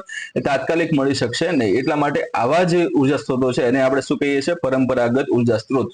ટૂંકમાં બે મહત્વના ભાગ છે. એકવાર વાપર્યા પછી ફરીથી ઇઝીલી અવેલેબલ થઈ શકતા હોય તો એને પુનઃ પ્રાપ્ય, અને ના અવેલેબલ થઈ શકતા હોય તો એને અપ્રાપ્ય તરીકે આપણે ઓળખીએ છીએ. તો આ વસ્તુ આપણે ધ્યાનમાં લેશું શેમાં? તો ઉર્જા સ્ત્રોતોમાં. હવે સરકાર જેના પર સૌથી વધારે ધ્યાન આપી રહી છે એ કયા છે? તો પુનઃ પ્રાપ્ય ઉર્જા સ્ત્રોતો, જેને આપણે રિન્યુએબલ એનર્જી સોર્સિસ તરીકે ઓળખીએ છીએ, બરાબર. તો એમાં પણ આપણે લક્ષ્યાંકો નક્કી કરેલા છે. જે કોન્ફરન્સ ઓફ પાર્ટીઝ જે હતી એની અંદર આપણે ભેગા મળીએ છીએ, વિશ્વના ઘણા બધા દેશો ત્યાં આગળ આવે છે, એના ઉપર આપણે અલગ અલગ સંધિઓમાં પોતાના પણ એજન્ડા રાખીએ છીએ. આપણો જે હેતુ છે, આપણા જે ટાર્ગેટ્સ છે એ વસ્તુ આપણે ત્યાં મૂકીએ છીએ. આપણા મનમાં કોઈ વિચાર હોય કે કાગળ ઉપર કોઈ યોજના હોય તો યોજનાને પણ ત્યાં પ્રેઝન્ટ કરીએ છીએ, બરોબર. એનું સારામાં સારું એક્ઝામ્પલ તમને જોવા મળે છે ઇન્ટરનેશનલ સોલર એલાયન્સ, બરાબર, જેની શરૂઆત 2015માં કરવામાં આવી હતી, અને ભારતની આગેવાની હેઠળ એની શરૂઆત કરવામાં આવી હતી. એના પછી તમને જોવા મળે છે one sun one world one grid, એ પણ તમને આવતું જોવા મળે છે, બરોબર. તો એ બધી શરૂઆત કોના દ્વારા કરવામાં આવી છે? કોના વિચારો હતા? તો કે ભારતના વિચારો હતા. તો આ બધી વસ્તુનો સમાવેશ શેમાં થશે? આ રિન્યુએબલ એનર્જી સોર્સિસ સાથે. તમને ખબર હશે કે 2030 સુધીમાં આપણે 500 ગીગાવોટ જેટલી એનર્જી રિન્યુએબલ એનર્જી સોર્સિસમાંથી મેળવવાની છે, બરોબર. 50% જેટલું ભારણ જે છે આપણે એ અહીંયા પુનઃપ્રાપ્ય ઉર્જા સ્ત્રોત ઉપરથી મેળવવાનું છે, બરોબર. એના ઉપર ત્યાં આગળ શિફ્ટ થવાનું છે. શેમાંથી? કે કોલસામાંથી શિફ્ટ થઈને આ તરફ. આ બધી જ વસ્તુઓનો આપણે બહુ સારી એવી રીતે અભ્યાસ કરશું. શેમાં? તો કે ઉર્જા સેક્ટરની અંદર આપણે એનો અભ્યાસ કરવાના છે, ઠીક છે. તો એ વસ્તુ ધ્યાનમાં લઈશું આપણે. દેન એના પછી આ ઉર્જા ક્ષેત્ર છે, એના પછી બીજો કયો મહત્વનો ક્ષેત્ર આપણે જોવાનું છે જે આપણી આવનારી જે પરીક્ષા છે એમાં કામ ત્યાં આગળ કરી શકે એમ છે? તો એ છે આપણું આઈસીટી, ઠીક છે. ઓકે, તો આવે છે આપણું આઈસીટી આવતું જોવા મળશે. આઈસીટી, જેને પૂરું નામ છે ઇન્ફોર્મેશન એન્ડ કોમ્યુનિકેશન ટેકનોલોજી. અહીંયા આગળ જે વાત કરવામાં આવી છે શું છે? તો કે માહિતી એન્ડ સંચાર. ઓકે, બહુ મહત્વની વસ્તુઓ છે આ બંને. માહિતી અને સંચાર કઈ રીતે મહત્વની, તો એની વાત કરીએ. તો માહિતી જે છે ને એ માહિતીને એક જગ્યાએથી બીજી જગ્યાએ મોકલવા માટે, એને સ્ટોર કરવા માટે, અથવા તો એમાં રૂપાંતરણો કરવા માટે અલગ અલગ ટેકનોલોજીની, અલગ અલગ ડિવાઇસીસની જરૂર પડે છે, બરોબર. એને યુઝ કરવા માટે પણ તમારે અલગ એવા ડિવાઇસીસની જરૂર પડે છે. એટલે એ બધી વસ્તુનો સમાવેશ આપણે અહીંયાથી કરીશું. સંચાર છે, મોકલવાની જે પ્રક્રિયા છે, સામસામે તમે એનો વાટાઘાટો કરો છો, સામસામે એનું આદાન પ્રદાન કરો છો, એને આપણે શું કહેવાના છે? તો એને આપણે સંચાર તરીકે, કોમ્યુનિકેશન તરીકે આપણે એને ઓળખીએ છીએ. ઓકે, તો આઈસીટીમાં જે સૌથી મહત્વનો ભાગ ભજવે છે એ, અથવા તો સૌથી પાયાની જે વસ્તુ આવે છે એના છે કોમ્પ્યુટર. શું આવશે? એના કોમ્પ્યુટર ત્યાં આગળ આવે છે, બરોબર. તો કોમ્પ્યુટર અને એની ક્ષમતા અને આધારે જે નક્કી થાય છે એ આવશે એની કોમ્પ્યુટિંગ ક્ષમતા. કોમ્પ્યુટિંગ એ વસ્તુ પણ આપણે આમને ધ્યાનમાં લેવાના છે અહીં આગળ. તો કોમ્પ્યુટર, કોમ્પ્યુટિંગ આ બંને ત્યાં આગળ આવશે, બરોબર. હવે આ વસ્તુ શું છે? કોમ્પ્યુટર શું હતું, ટુ કમ્પ્યુટિંગ, ગણતરી કરવી, આ તે, એ બધી વસ્તુ આપણે શાંતિથી જ્યારે ત્યારે અભ્યાસ કરીશું. હાલમાં આપણે આ વસ્તુ શું ધ્યાનમાં લેવાના છે? તો કે એનું હાલ વિહંગાવલોકન કરી રહ્યા છે કે આઈસીટીમાં શું આવશે ને આપણે શું કરવાના છે એની અંદર. ઓકે, તો કોમ્પ્યુટર છે એની પણ અલગ અલગ તમને 5 જનરેશનો આવેલી જોવા મળે છે, અને બધી જે જનરેશન હતી એ જનરેશન પ્રમાણે જે પ્રકાર હતા એની શું ક્ષમતાઓ હતી, બરોબર. બરોબર. એની વિશેષતા શું હતી, જ્યારે ત્યારે જે તે સમયમાં એ કયા કાર્યો કરી શકવા સક્ષમ હતું, આ બધી વસ્તુ અહીંયા આગળ આપણે આમાં સમાવેશ થશે. શેમાં? તો આ કોમ્પ્યુટરની અલગ અલગ જે 5 જનરેશન છે એમાં. આ સિવાય આઈસીટી છે એ મહત્વનો ભાગ એનો એક આવે છે. રોબોટિક્સ ક્ષેત્રમાં પણ આઈસીટી બહુ સારું એવું કામ કરી રહ્યું છે. ચાઇના ખૂબ જ આગળ છે આ ક્ષેત્રમાં, રોબોટ્સ બનાવવાના ક્ષેત્રમાં. ઓકે, પછી બીજી જે મહત્વનો ભાગ આવશે આઈસીટીમાં એ છે ઇન્ટરનેટ. એના વગર આજકાલ કંઈ પણ શું કહેવાય એમ સરખી રીતે સુચારુ રીતે ચાલી શકે એમ નથી, કારણ કે સર્વ સમાજ છે, સર્વ જે પણ ખાતાઓ છે, મંત્રાલયો છે, ભારત સરકાર હોય, પછી કોઈ પણ માનવ સમાજ હોય, એ બધા આના પર નિર્ભર છે પોતાના નાના મોટા વ્યવહારો માટે, નાના મોટા બિઝનેસ માટે કે કોમ્યુનિકેશન માટે એની સાથે સંકળાયેલા છે. બરોબર. ઇન્ટરનેટ અને છેલ્લે આવશે આપણી મલ્ટીમીડિયા. બરોબર. તો આ બધાનો ઉપયોગ શેના આધારે થઈ શકશે? આપણે આ આઈસીટી ના આધારે એના અંદર એનો સમાવેશ કરવામાં આવે છે. બરાબર. પછી આમાં એડવાન્સ વર્ઝન શું આવ્યું આપણા જોડે? તો સુપર કમ્પ્યુટર આવે. શું આવે છે? સુપર કમ્પ્યુટર આપણા અસ્તિત્વમાં આવે, જે ખૂબ જ સારી એવી ગણતરીની ક્ષમતાઓ, કમ્પ્યુટિંગની ક્ષમતાઓ ધરાવે છે. ઘરે બેઠા બેઠા અથવા તો ઓફિસમાં બેઠા બેઠા અમુક જે એવા મોટા મોટા પ્રોજેક્ટ્સ છે, જેમ કે જો કદાચ આપણની ઈચ્છા એવી થાય કે હવે આપણે પરમાણુ પરીક્ષણ કરી શકતા નથી, પરંતુ અમારે અહીંયા પોતાના સંસ્થામાં બેઠા બેઠા, પોતાના ઇન્સ્ટિટ્યૂટમાં બેઠા બેઠા કે ઓફિસમાં બેઠા બેઠા આવા પરમાણુ પરીક્ષણ કરવા છે જે પૃથ્વી ઉપર ખરેખર ઇઝીલી થઈ શકે એમ નથી, ભૌતિક રીતે થઈ શકે એમ નથી, તો એને કોમ્પ્યુટર ઉપર આપણે કરીને એની તીવ્રતા કેટલી છે, કેટલા વિસ્તારમાં એ ત્યાં વિનાશ વીરી શકે એમ છે, તો આ બધી વસ્તુ માટે એક સારો એવો તમે પ્રોગ્રામ બનાવી શકો છો. અને પ્રોગ્રામ તમે રન કરશો શેમાં? તો કે સુપર કોમ્પ્યુટરમાં. સુપર કોમ્પ્યુટર એમાં બહુ ઇઝીલી સારી એવી ક્ષમતાવાળી ગણતરી તમારી સામે પ્રદાન કરીને એના રિઝલ્ટ તમને આપશે. અન્ય વસ્તુ શું આવશે? તો સ્ટાર્ટિંગમાં સ્પેસમાં વાત કરી હતી આપણે કે જે સેટેલાઇટ્સ હતા, ઉપગ્રહો હતા. બરોબર. તો ઉપગ્રહોને લોન્ચ કરવામાં આવે છે, તો ઉપગ્રહો શું કરશે?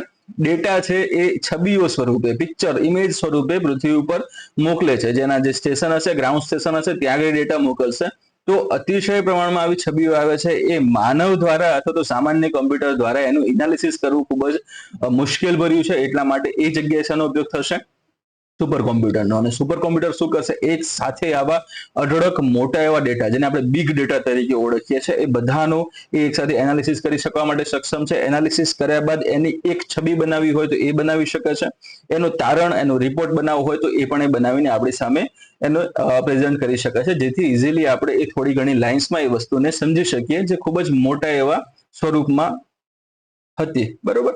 તો એ આવશે. 1987 ની ઘટનાની પણ આપણે આની અંદર ખાસ ચર્ચા કરીશું. કેમ? તો 1987 હતું જ્યારે સુપર કોમ્પ્યુટરનો જે સમયગાળો હતો, અમેરિકા બહુ આગળ આવ્યું હતું. આપણે અમેરિકા પાસેથી આ સુપર કોમ્પ્યુટર બનાવવાની ટેકનોલોજી માંગી હતી. બરોબર, કે તમે ટેકનોલોજી આપો. એ લોકોએ ના પાડી. પછી એ લોકોએ કીધું કે મતલબ ભારતવાળાએ પછી એમને કીધું કે તો તમે એક કામ કરો, ટેકનોલોજી નથી આપતા, વાંધો નહીં, તમારું એકાદું સુપર કોમ્પ્યુટર અમને આપો, અમે ખરીદવા તૈયાર છીએ એમ. તો એમને પણ ના પાડી દીધી. કેમ? કારણ કે એમને એમ હતું કે રિવર્સ એન્જિનિયરિંગ કરીને ભારતીયો શીખી જશે કે કઈ રીતે સુપર કોમ્પ્યુટર બનાવાય છે એમ. કે તો પછી એમણે એમ કીધું કે તમે આનો ઉપયોગ આતંકવાદ માટે કરી શકો એમ છો, પરમાણુ બોમ્બ બનાવવા માટેના જે અલગ અલગ જે પ્રક્રિયાઓ મેં હમણાં તમને વાત કરી એ પ્રમાણે કોમ્પ્યુટરમાં આપણે આ બધું યોજી શકીએ છીએ, તો એના માટે તમે ઉપયોગ કરી શકો છો એમ કરીને ના પાડી દીધી. બરોબર. 1987 તો એ લોકોએ ના પાડી. પછી ભારતે 1988 CDEC ની સ્થાપના કરી.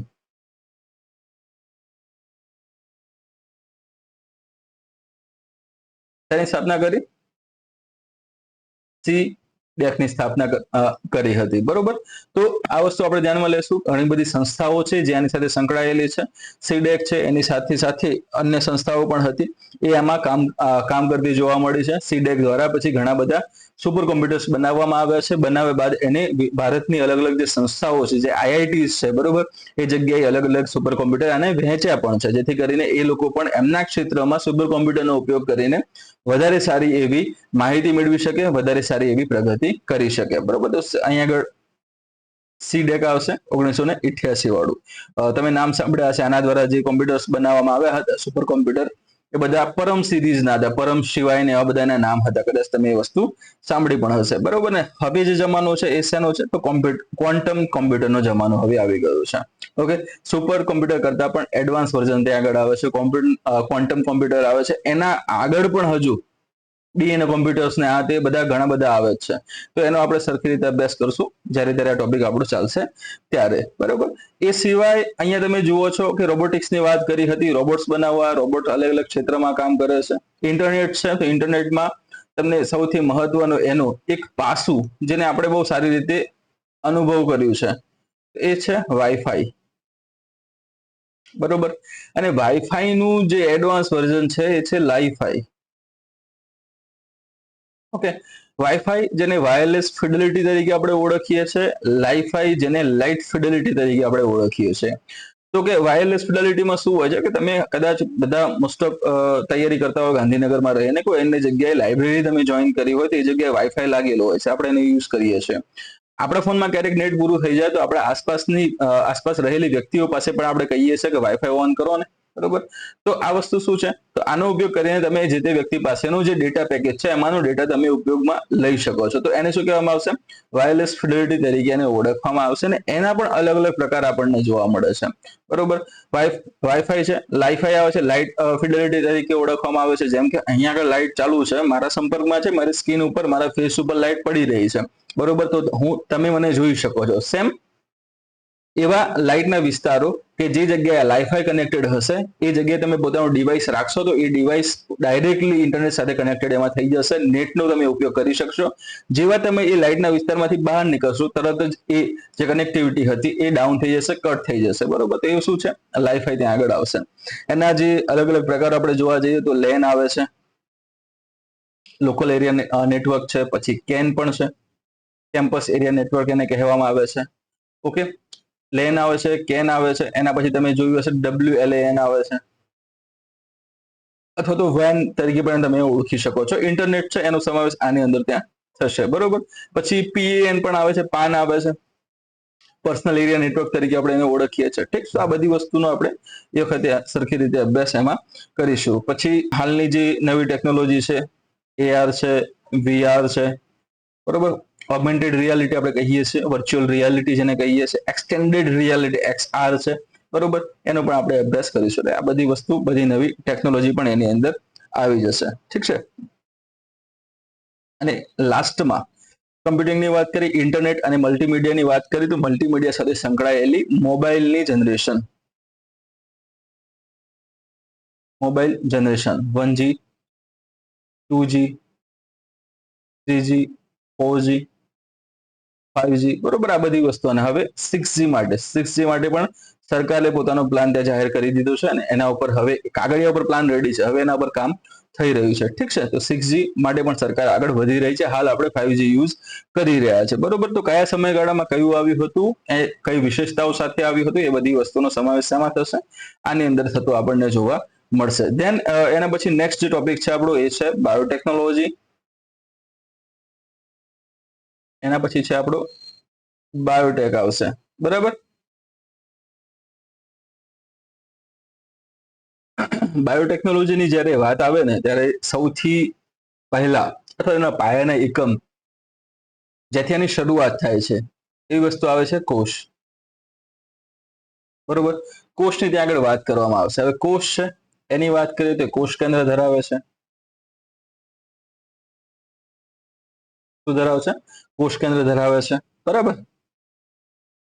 એ સિવાય પણ એ ઘણી બધી અંગિકાઓ ધરાવતા જોવા મળે છે. પણ આપણે જે મહત્વની વસ્તુ બાયોટેકનોલોજીમાં જ્યાં જવું છે એના ઉપર આપણે ધ્યાન આપીએ તો કોષ છે, કોષ કેન્દ્ર ધરાવે છે. એમાં તમને કોષ કેન્દ્રિકા આવશે. કોષ કેન્દ્રિકાની અંદર રંગસૂત્ર દ્રવ્ય જે આવે છે, રંગસૂત્રિકાઓ તમને જોવા મળે છે, બરોબર. એટલે કોષ કેન્દ્ર આપણે એમાં લઈશું ડાયરેક્ટલી હવે રંગસૂત્રને, બરોબર. અને રંગસૂત્રમાં તમને શું જોવા મળે છે, તો કાં તો એ રંગસૂત્ર DNA, એમાં DNA ધરાવતા હશે, કાં તો શું હશે ત્યાં આગળ RNA આપણને જોવા મળે છે, ઠીક છે. ખાસ આ વસ્તુ આપણે જોવાની હતી, DNA અને RNA. હવે આજે DNA RNA ની વાત કરીએ તો આ જે DNA છે, બરોબર, જેને આપણે ડીઓક્સીરિબોન્યુક્લિક એસિડ તરીકે ઓળખીએ છીએ, અને RNA છે એને રિબોન્યુક્લિક એસિડ તરીકે ઓળખીએ છીએ. બધા એને રાઇબો પણ કહેતા હોય છે, રિબો રાઇબો, સો બોથ આર સેમ, તો વાંધો નથી એનું. DNA RNA ની વાત કરીએ તો આનો DNA અથવા તો RNA નો એવો ભાગ, બરોબર, કે જે ઇન્ફોર્મેશન ધરાવતો હોય, બરોબર. એટલે કે આપણે કહી શકીએ કે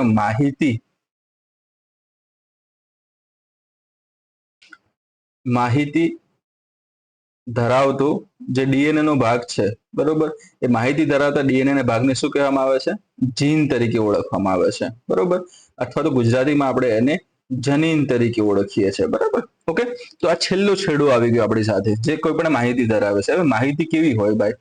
તો માહિતી હોઈ શકે, કોઈ વ્યક્તિ કેટલું ઇન્ટેલિજન્સ બનશે, બરોબર, કોઈ વ્યક્તિ કેટલો લાંબો હશે, કેટલો ટૂંકો હશે, બરોબર, એ વસ્તુ પણ આવી શકે. એનો માનસિક વિકાસ કેવો થશે, બરાબર, એના સ્કિન ટોન કેવું હશે, આવનારા સમયમાં એ કેવું બોલી શકશે, આવનારા સમયમાં એને કયા રોગ લાગુ પડી શકે એમ છે, પરંપરાગત જે જેનેટિકલી જે રોગો મળે છે, વારસાગત જે રોગો મળે છે, એ કયા રોગો ત્યાં આગળ એની અંદર લક્ષણો જોવા મળે છે. આ બધી જ વસ્તુ અહીંયા આગળ કેરી ફોરવર્ડ થતી જોવા મળશે, બરોબર. એટલે કે ડાયરેક્ટલી જે માતા પિતામાં હશે એ એના બાળકમાં આવશે. અને હવે અહીંયા જે તમને વાત કરીએ એ પ્રમાણે કે એના મધર એન્ડ ફાધર છે, બરોબર. આ બેબીની આપણે અહીંયા આગળ વાત કરીએ આપણે તો મધર એન્ડ ફાધર છે, ઓકે.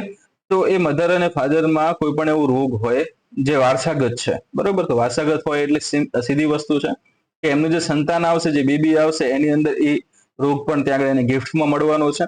તો હવે આ બેબી પણ શું થશે, એ રોગગ્રસ્ત બનશે. કેવું બનશે, એ જે તે વારસાગત જેમને રોગ મળેલો છે એ રોગથી ગ્રસ્ત થતું જોવા મળશે, બરોબર. તો આ વસ્તુ ન થવા દેવી હોય તો આ જે બેબી છે એ બેબીના અંદર એટલે કે હવે ગર્ભાશયમાં હોય ત્યારે, બરોબર, તો જન્મે ત્યારે જ આના માટેના જે જનીન હોય છે, બરોબર, આના માટેના જે જીન હોય છે એ જીનને દૂર કરી નાખવા, જે રોગગ્રસ્ત ભાગ જે કેરી થતો હોય એ ભાગને જ જનીનમાંથી ત્યાં આગળ ડીએનએ માંથી દૂર કરી દેવામાં આવે તો જે બાળક છે એ બાળક પછી રોગગ્રસ્ત જન્મશે નહીં. એ પછી કેવું જન્મશે કે સ્વસ્થ રીતે એ જન્મતું આપણને જોવા મળે છે, બરોબર. એટલે એનો ફાયદો થશે. તો હવે આ પ્રક્રિયા જે છે કે જનીન છે એમાંથી કોઈ ભાગને દૂર કરી દીધો, આ બધી વસ્તુ આપણે કરી. તો એ પ્રક્રિયા કઈ, તો એના માટેની જે ટર્મ યુઝ થાય છે એને કહેવામાં આવે છે જીનેટિક એન્જિનિયરિંગ, બરોબર. એને શું કહેવામાં આવે છે, જીનેટિક એન્જિનિયરિંગ તરીકે ઓળખવામાં આવે છે. બીજી વસ્તુ એમાં આપણે જોવા જઈએ તો એને જીન એડિટિંગ તરીકે પણ ઓળખવામાં આવે છે, જીન એડિટિંગ પણ એને કહેવામાં આવશે, ઓકે. એના માટે તમને ખબર હશે કદાચ કે ક્રિસ્પર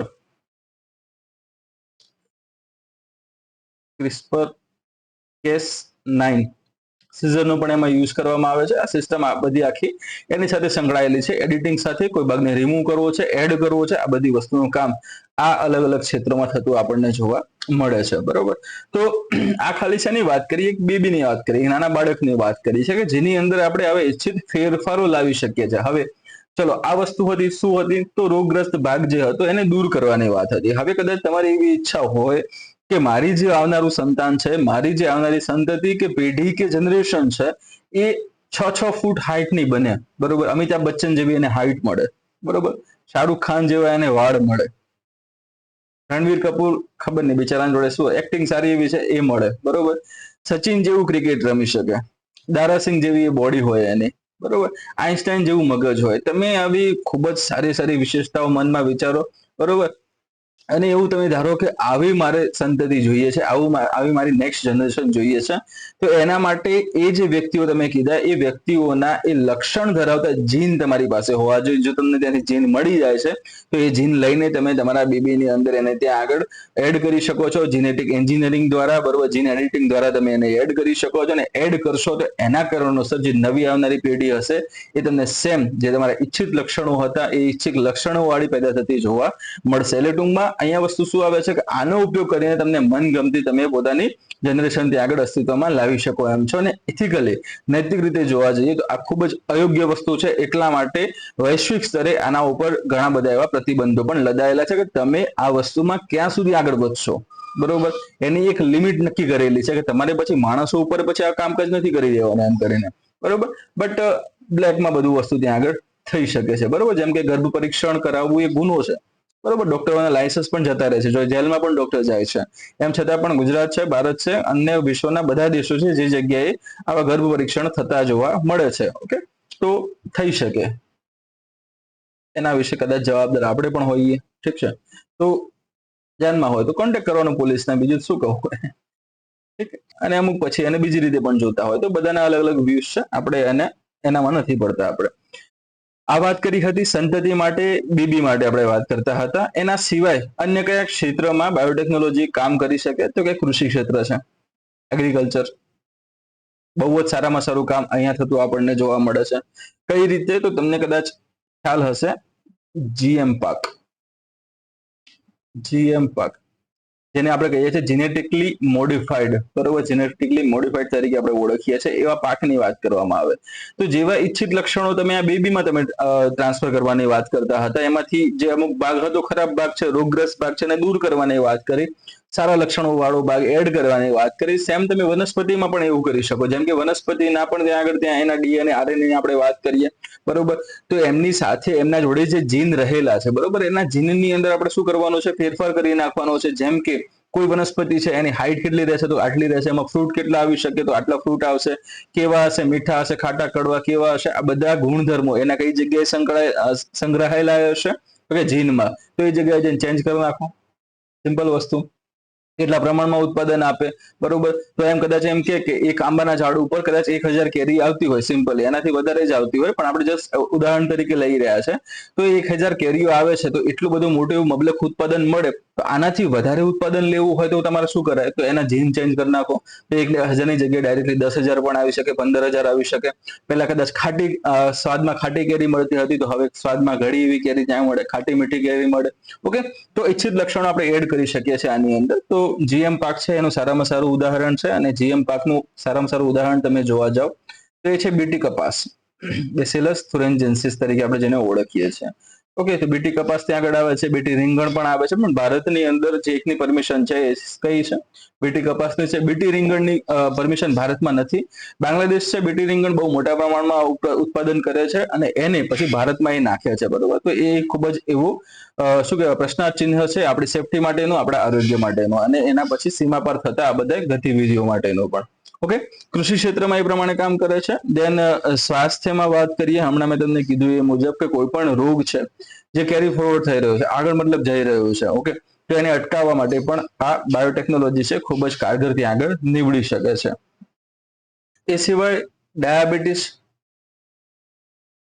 ડાયાબિટીસમાં પણ એ બહુ સારું એવું હેલ્પફુલ થઈ શકે છે. કઈ રીતે, તો કે ઇન્સ્યુલિન, કૃત્રિમ ઇન્સ્યુલિન ઉત્પન્ન કરીને, બરોબર, શું છે, કૃત્રિમ ઇન્સ્યુલિન ઉત્પન્ન કરીને. કઈ રીતે, એને શું કહેવામાં આવે છે, એને પછી હ્યુમ્યુલિન તરીકે ઓળખવામાં આવશે. હ્યુમ્યુલિન. ઓકે, આ ધ્યાનમાં લેવાનું, હ્યુમન માટેનું ઇન્સ્યુલિન, જેને ટૂંકમાં હ્યુમ્યુલિન આપણે કહી દીધું, બરોબર. એ સિવાય તમે જોવા જાવ બીજા કયા કયા ક્ષેત્રમાં આ હેલ્પફુલ થઈ શકે એમ છે, તો અલગ અલગ તમે જોયું હશે, ક્લોનિંગ છે, ટેસ્ટ ટ્યુબ બેબી છે, પ્રી પેરેન્ટ બેબી તરીકે ઓળખવામાં આવે છે. આ બધી જગ્યાએ આ બાયોટેકનોલોજી જે છે એ યુઝફુલ થઈ શકે છે. ઇવન સરોગેસીમાં પણ એ હેલ્પફુલ છે, બરોબર. તમે આઈવીએફ ને બધું ત્યાં સાંભળ્યું હશે, ઇન વિટ્રો ફર્ટિલાઇઝેશન જેને કહેવામાં આવે છે. તો આઈવીએફ પણ શું છે, તો એ બાયોટેકનોલોજીના અંતર્ગત થતી જ એક પ્રક્રિયા છે, બરોબર. તો આઈવીએફ પણ તમે આની અંદર એડ કરી શકો છો, ઠીક છે. સ્વાસ્થ્યની વાત કરી, કૃષિની વાત કરી, એના પછી પર્યાવરણ ક્ષેત્રે પણ આવશે. પર્યાવરણ ક્ષેત્રે કઈ રીતે, તો કે ઘન કચરો છે, ઘન કચરાના નિકાલ માટે જે બાયો ટોયલેટ ને બધી અલગ અલગ જે એના જે અલગ અલગ જે સોપાનો છે એનો ઉપયોગ કરીને આપણે પર્યાવરણને પણ સ્વચ્છ બનાવવા માટે, પર્યાવરણમાં પ્રદૂષકો વધારે ન ઉમેરાય એ માટે પણ અલગ અલગ પ્રક્રિયા આપણે કરી શકીએ છીએ. જૈવ વિઘટનીય જે પ્રક્રિયાઓ છે એ પણ બાયોટેકનોલોજીના માધ્યમથી વધારે ઝડપથી આપણે કરી શકીએ છીએ, જેથી કરીને કચરો જે છે એનું સારામાં સારી રીતે વિઘટન થઈ જાય અને પછી આગળ જતા એને ખાતર તરીકે ઉપયોગમાં લઈ શકાય. ઓકે, તો પર્યાવરણ પણ આવશે. પર્યાવરણ પછી નેક્સ્ટ છે ઉર્જા ક્ષેત્ર, એનર્જી સેક્ટર, અને ખૂબ જ ચર્ચામાં છે. ઓકે, ઉર્જા ક્ષેત્રની વાત કરીએ તો ઉર્જા કઈ રીતે અહીંયા આગળ ભાગ ભજવી શકે, અથવા તો બાયોટેકનોલોજી આ એનર્જી સેક્ટરમાં કઈ રીતે ભાગ ભજવી શકે, તો એક સારામાં સારો ક્વેશ્ચન માર્ક આપણે કહી શકીએ. પણ એનો જવાબ પણ બહુ સારો એવો છે. કયો જવાબ ત્યાં આગળ, કે ઉર્જા ક્ષેત્રમાં બાયોટેકનોલોજી આજકાલ બહુ સારું એવું કામ કરી રહ્યું છે. ઇથેનોલ બ્લેન્ડિંગ તમે નામ સાંભળ્યું હશે. અત્યાર સુધી પેટ્રોલમાં 10% બ્લેન્ડ કરવામાં આવતો હતો, હવે એને 20% સુધી બ્લેન્ડ કરવામાં આવે છે. નવી પોલિસી, નવા ટાર્ગેટેડ યરથી, એટલે આ વર્ષથી તમે જોવા જાઓ, અત્યાર સુધીમાં આપણે નક્કી કર્યું હતું કે પેટ્રોલમાં 20% ઇથેનોલને ભેળવશું, ને હાલમાં જે પણ જે પેટ્રોલ આપણને મળી રહ્યું છે એમાં 20% ઇથેનોલ મિક્સ થઈને મળી રહ્યું છે, અને આવનારા સમયમાં એનું પ્રમાણ ધીમે ધીમે આગળ જતા વધારવાની વાત એમાં થઈ રહી છે. કેમ, તો એનાથી જે પેટ્રોલનું જે દહન થાય છે, દહન થવાના કારણોસર જે પ્રદૂષકો હવામાં મુક્ત થાય છે એની માત્રા ઘટે, એટલા માટે ખાસ કરીને ઇથેનોલ જે છે એને એડ કરવામાં આવે છે. ઓકે, તો ઉર્જા ક્ષેત્રમાં કઈ રીતે આવે છે, તો ઉર્જા ક્ષેત્રોમાં પેટ્રોપાક જે છે, બરોબર, જે મોટા પ્રમાણમાં હાઇડ્રોકાર્બન ધરાવે છે, HC હાઇડ્રોકાર્બન ધરાવે છે. તો આવા જે પેટ્રો પાકો જે છે એ પેટ્રો પાકના જે બિયારણ છે, એમના જે છોડ છે, બરોબર, એ વધારે સારા પ્રમાણમાં મોટા પર્ણ ધરાવે, વધારે સારું એવું એ હાઇડ્રોકાર્બન ધરાવે, એ માટે એની અંદર જીન એડિટિંગ તમે કરી શકો છો, જેનેટિક એન્જિનિયરિંગ દ્વારા એમાં ફેરફાર કરી શકો છો, તો જેથી કરીને વધુ સારી એવી પ્રમાણમાં હાઇડ્રોકાર્બન વાળું ઈંધણ તમને આમાંથી મળી શકે, બરોબર. આ માટે સંકળાયેલો જે શબ્દ છે એ તમને જોવા મળે છે બાયોડીઝલ સ્વરૂપે, બરોબર. તો તમે આ જે પેટ્રો પાકો છે એમાંથી બાયોડીઝલ પણ તમે સારી રીતે એમાંથી મેળવી શકો છો, ઇથેનોલ જે છે તમે એમાંથી મેળવી શકો છો, ઠીક છે. તો આ બે વસ્તુ ત્યાં આગળ ધ્યાનમાં આપણે લઈ શકશું. કયા કયા છોડ આવે છે? તો જેટ્રોફા છે, આની અંદર જેટ્રોફા, કસાવા છે, જેટ્રોફા આવશે, કસામાં આવે છે, કસાવા આવે છે, પછી પોગામિયા છે, બરોબર. આ બધા છોડમાંથી તમે એને મેળવી શકો છો. ઇવન બાયોડીઝલ છે એ તમે લીલમાંથી પણ તમે એને મેળવી શકો છો. એમાં અલગ અલગ પ્રક્રિયાઓ જે કરવાની હોય છે, પ્રક્રિયાના આધારે અમુક નાના એવા જથ્થામાં તમે બાયોડીઝલ એમાંથી પણ ઉત્પન્ન કરી શકો છો. ઓકે, ગુજરાત જે છે, ગુજરાતે પણ પોતાની જે બાયોટેકનોલોજી પોલિસી છે એ લોન્ચ કરી છે. કયા સમયગાળા માટે? તો 5 વર્ષના સમયગાળા માટે, 2022 થી લઈને 27 વર્ષ સુધીનો સમયગાળો છે, જેની અંદર બાયોટેકનોલોજી સાથે સંકળાયેલા જે અલગ અલગ જે વિભાગો છે, અલગ અલગ જે સંસ્થાઓ છે, એમાં જે કામ કરતા વ્યક્તિઓ છે, એને પ્રોત્સાહન આપવું, એમને આગળ લાવવા માટે પ્રયત્ન કરવું, એ માટે સરકાર ભંડોળ ફાળવશે અને એ ભંડોળના આધારે જે વિવિધ આમાં રહેલી જે હસ્તીઓ છે, વૈજ્ઞાનિકો છે, કાર્ય કરીને દેશને એક સારી એવી દિશામાં ત્યાં લઈ જશે, બરોબર. તો આ ધ્યાનમાં રાખવાનું છે. આના માટેનું જે એની ઓફિસ છે, જે એનું ડિપાર્ટમેન્ટ છે, એ પણ ગાંધીનગરમાં આવેલો તમને જોવા મળશે, ઠીક છે. તો આટલી વસ્તુ છે એમાં આવશે, આપણે બાયોટેકનોલોજીમાં આવશે. આના સિવાય એક્સ્ટ્રા વસ્તુ કઈ? તો એક્સ્ટ્રા તમને જોવા મળે છે હવે લેઝર ટેકનોલોજી, બરોબર. લેઝર ટેકનોલોજી ઘણી બધી જગ્યાએ ઘણી બુકમાં આને કવર કરેલી નથી, બટ હવે એ અસ્તિત્વમાં આવી રહી છે અને ખૂબ જ સારું એવું કાર્ય એ કરી રહી છે. લેઝર ટેકનોલોજી છે. પછી 3D પ્રિન્ટિંગ તમને જોવા મળે છે, બરોબર.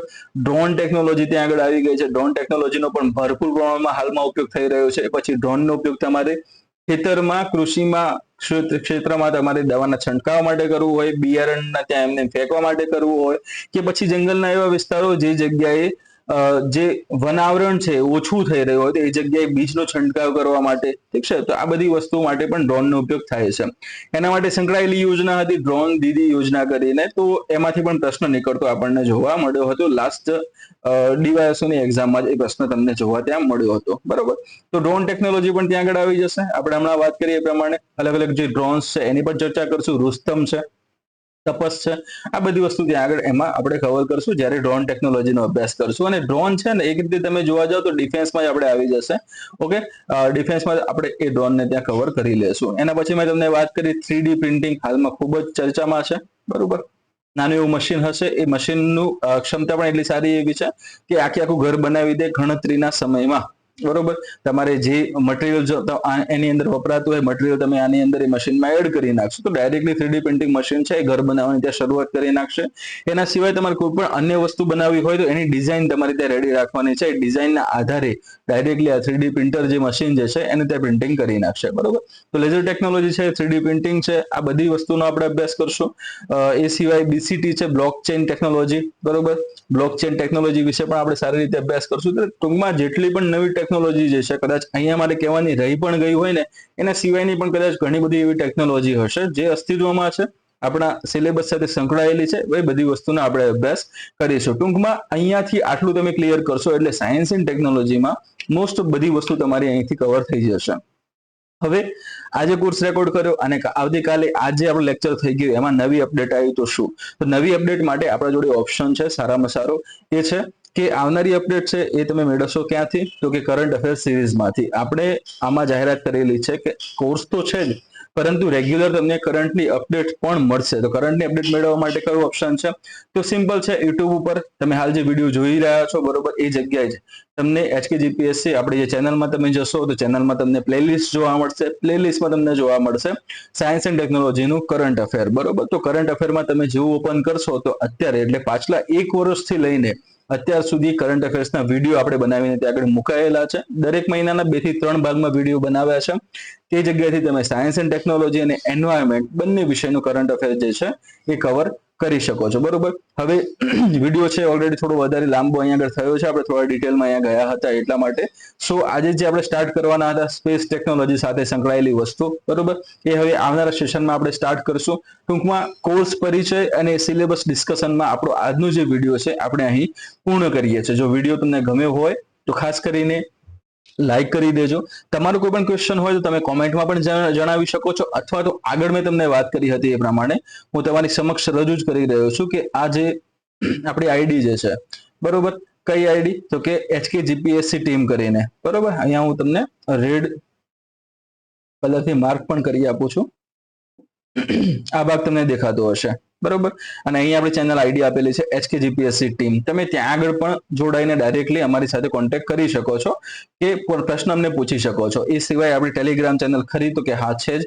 સિમ્પલી તમે ટેલિગ્રામ પર જઈને HKGPSC સર્ચ કરશો એટલે આ લોગો વાળી આપણી ચેનલ તમને જોવા મળશે, બરોબર. એમાં તમારે જોઈન થઈ જવાનું રહેશે. એમાં રેગ્યુલર જે પણ અપડેટ છે આપણે આપીએ છીએ, કોર્સ સાથેની અપડેટ પણ ત્યાં આગળ આપીએ છીએ. જે પણ નવું લેક્ચર આપણે અહીંયા રેકોર્ડ કર્યું હોય યુટ્યુબ પર, પછી એને અપલોડ કર્યું હોય, એની પણ માહિતી અહીંયા આગળ મુકાય છે, એની પણ લિંક મુકાય છે, એની PDF પણ આપણે અહીંયા આગળ શેર કરીએ છીએ, બરોબર. એટલે કે ટૂંકમાં ડે ટુ ડે તમામ જે પણ ઇન્ફોર્મેશન છે, કોઈ પણ નોટિફિકેશન આવી હોય તો એના સાથેની પ્રક્રિયા, આ બધી વસ્તુ આપણે ટેલિગ્રામ ઉપરની આ HKGPSC નામની ચેનલ છે એમાં અપલોડ કરેલી છે. તો એમાં ખાસ તમારે જોઈન થઈ જવાનું રહેશે. ચેનલ હજુ આપણી આ યુટ્યુબ સબસ્ક્રાઇબ નથી કર્યું તમે તો સબસ્ક્રાઇબ કરી લેજો અને બેલ આઇકન પણ બાજુમાં દબાવી દેજો, જેથી કરીને આવનારા સમયમાં જે પણ સાયન્સ ટેકનોલોજી અને એન્વાયરમેન્ટના કરંટ અફેરના વિડીયો આવે છે એને આપણે ત્યાંથી કવર કરી શકો, તમને એની રેગ્યુલર નોટિફિકેશન મળતી રહે. એટલા માટે ખાસ કરીને બેલ આઇકન તમે દબાવી દેજો. પ્રક્રિયા તમને ઓલરેડી મેં કીધી હતી એ પ્રમાણે કે આ રીતની પ્રક્રિયા છે, અને કોર્સમાં મેં તમને શરૂઆતમાં કીધું હતું કઈ રીતે આપણો કોર્સ ચાલવાનો છે, બરોબર. તો આ ફોર્મેટ જે તમને જોવા મળે છે સ્ક્રીન ઉપર એ પ્રમાણે આપણો કોર્સ ચાલશે. એના જે વિડીયો છે એ આપણી પ્રાઇવેટ ટેલિગ્રામ ચેનલ છે એના ઉપર આપણે મૂકવાના છે, અને એમાં એ વ્યક્તિઓ ત્યાં આગળ એ લોકોને ત્યાં આગળ એડ કરવામાં આવશે જેમણે આ કોર્સ પરચેસ કરેલો છે. ઠીક છે, તો મળીએ હવે નેક્સ્ટ ટાઈમ સેકન્ડ ડેમો સાથે. હવે હું ઓફિશિયલી જાહેરાત કરું છું, આ ફર્સ્ટ છે કોર્સ ઇન્ટ્રોડક્શન અને સિલેબસ બ્રેકડાઉન, સિલેબસ ડિસ્કશનમાં આપણો આજનો કોર્સ, આજનો જે વિડીયો છે આપણે અહીંયા પૂર્ણ થયો છે. નેક્સ્ટ જે આપણો ડેમો આવશે, સેકન્ડ જે ડેમો આવશે, બરોબર, એટલે ઓલમોસ્ટ હવે સેમ આ જ વસ્તુ ચાલવાની છે. સેકન્ડ ડેમો હું અહીંયા મૂકવાનો છું, કોઈ એમાં ના નથી.